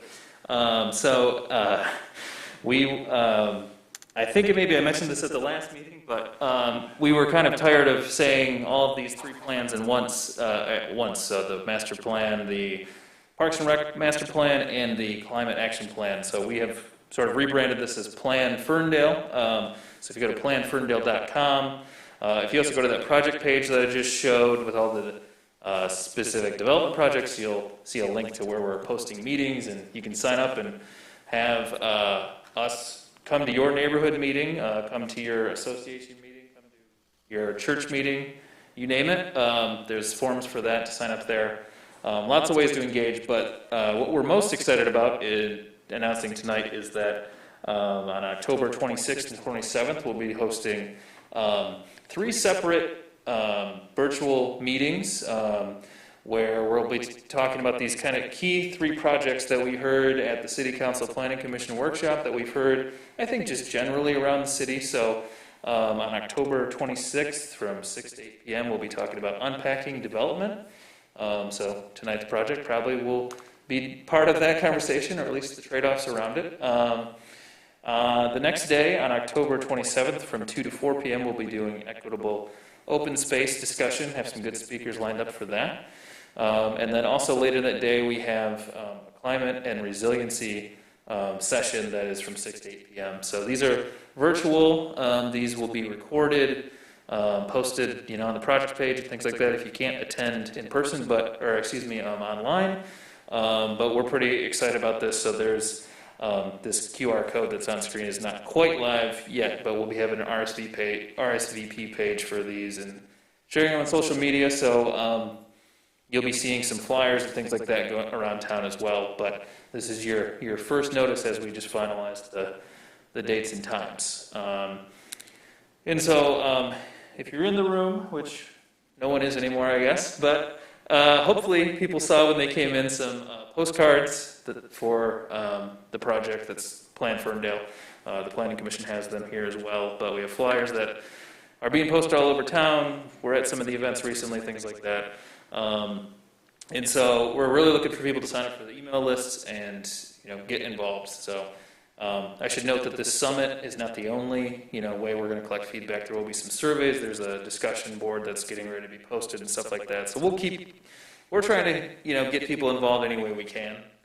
But the summit, I think, is is kind of the first big community-wide meeting. You'll also probably see these yard signs that we just had designed around town shortly. And I think one fun thing that we're also doing, and I should note, we'll probably be doing some specific student and family-friendly type of meetings as well, because we know that sometimes night meetings aren't the best for families. But we are looking for a couple of volunteers if anyone on the commission's interested to hand out. What we've got are these coloring activity pages. This weekend is the Fall Festival at I think it's Martin Road Park? Yep. Yes, okay. From 11 to 3 p.m., so looking for a few volunteers. If you're interested, we're going to hand these out to the kids, hand out postcards to parents and things like that, but trying to get creative and give people's feedback, and even, the younger family members that can draw a tree, draw a, roller coaster, maybe a pool, whatever, whatever they want to see in the community, so, yeah. I don't know if they'll draw a parking structure, but maybe. So yeah, I want, being the time that it is, I don't want to belabor this too much, but, really looking for involvement and just wanted to plug the community summit for the first time. So. When is the event where you need volunteers? We're looking for a couple of volunteers for this weekend, actually, for Fall Festival. It's 11 to 3, so, on Saturday at Martin Road Park? Yes, even just a partial time. We have a table available. We're going to have some crayons to give out, and these will be printed up for people to give or to pick up, and they can either draw them there or you can always return it to us later. But that's where we're at with community engagement at this point. Awesome, love it. Commissioner Foster, is there anything, you're our liaison to master planning, is there anything you wanted to share? Sure, I'll just basically emphasize or reiterate what Justin has said, is that we're really looking to engage in multiple ways with all the ways that Justin said. If you didn't hear, we're looking for community and neighborhood groups that are interested. So for any so since the Fall Festival is already happening, we're having a booth there. We're going to engage people there. There's also the Hispano-Americano I might be getting the title of that event wrong, but that's this Saturday as well, so we could have people walking around providing information. That's at Gary Park. At Gary Park, thank you. But if you are engaged in any other groups or committees within the city, we definitely encourage you to have some sort of plan engagement session to either inform them of the process or to actually have an input session.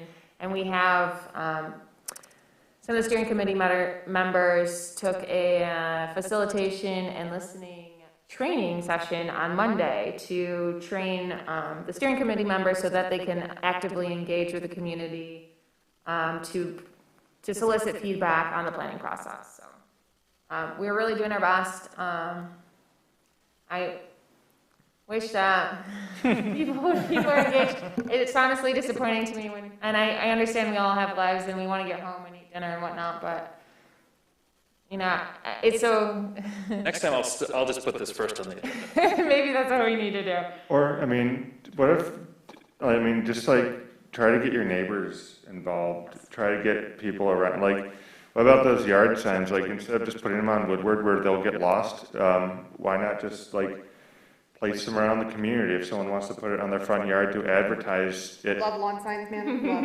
I mean, because I think it'll have much more of an impact on someone's yard for their neighbors than it would be if it was just another sign on Woodward. Yeah. Incorporate it into your Halloween decorations. Yeah. Yeah. So I believe that, I don't know if it was these or there might be another card that we're looking to engage people on social media so that you can, was it this?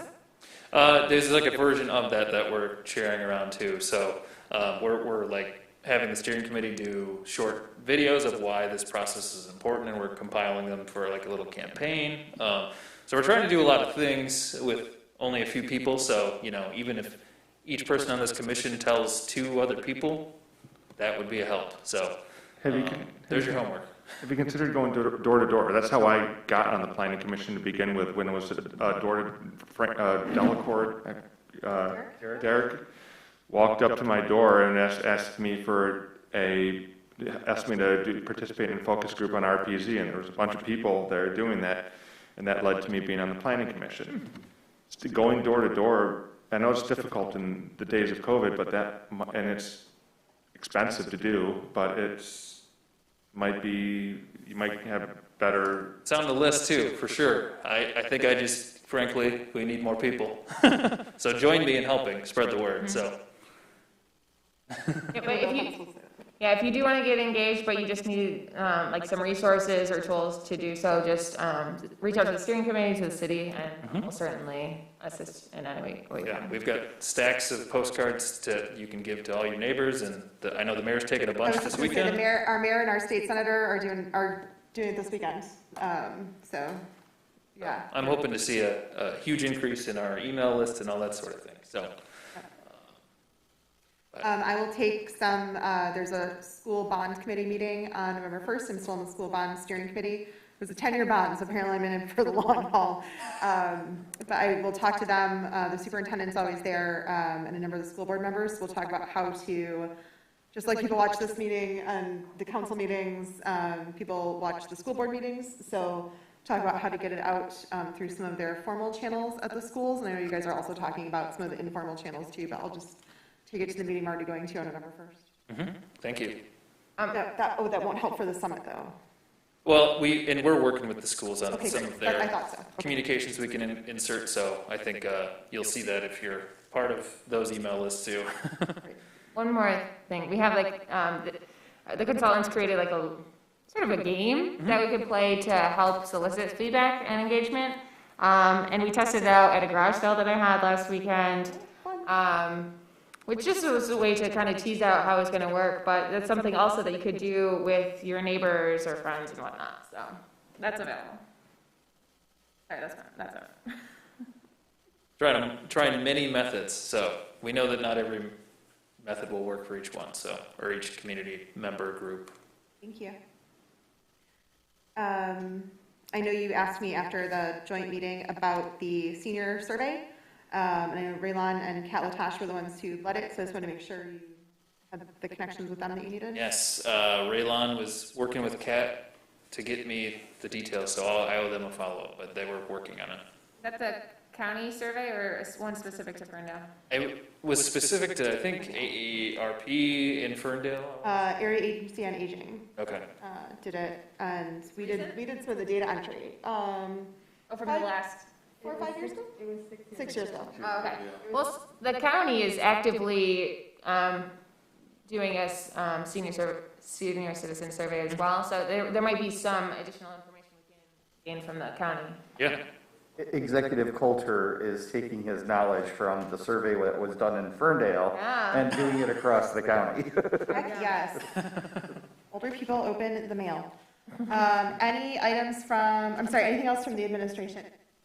Has Christine actually been introduced yet? No, I feel like yes, your first meeting, like yes. I've met you a couple times, but no, I don't remember if it was in a Yes. formal setting. Okay.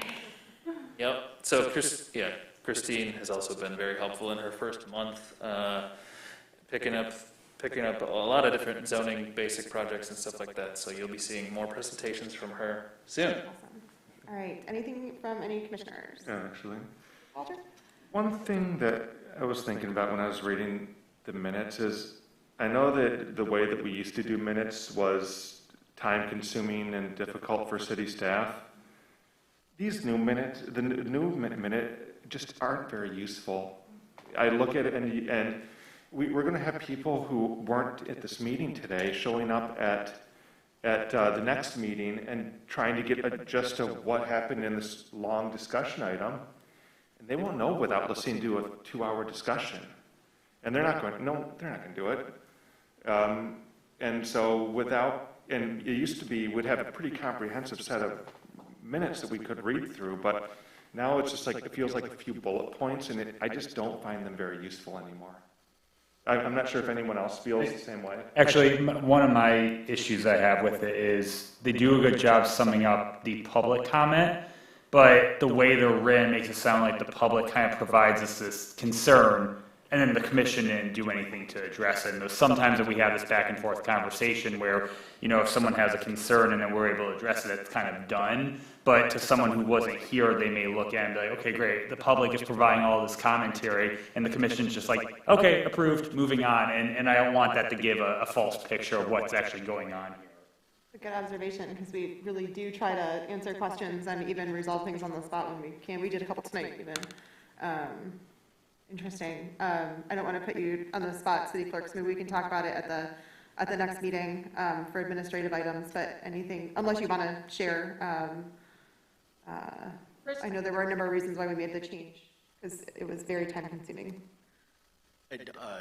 Yes, it was very time consuming, but that was not the primary driver behind the change. The change was a directive coming from City Council.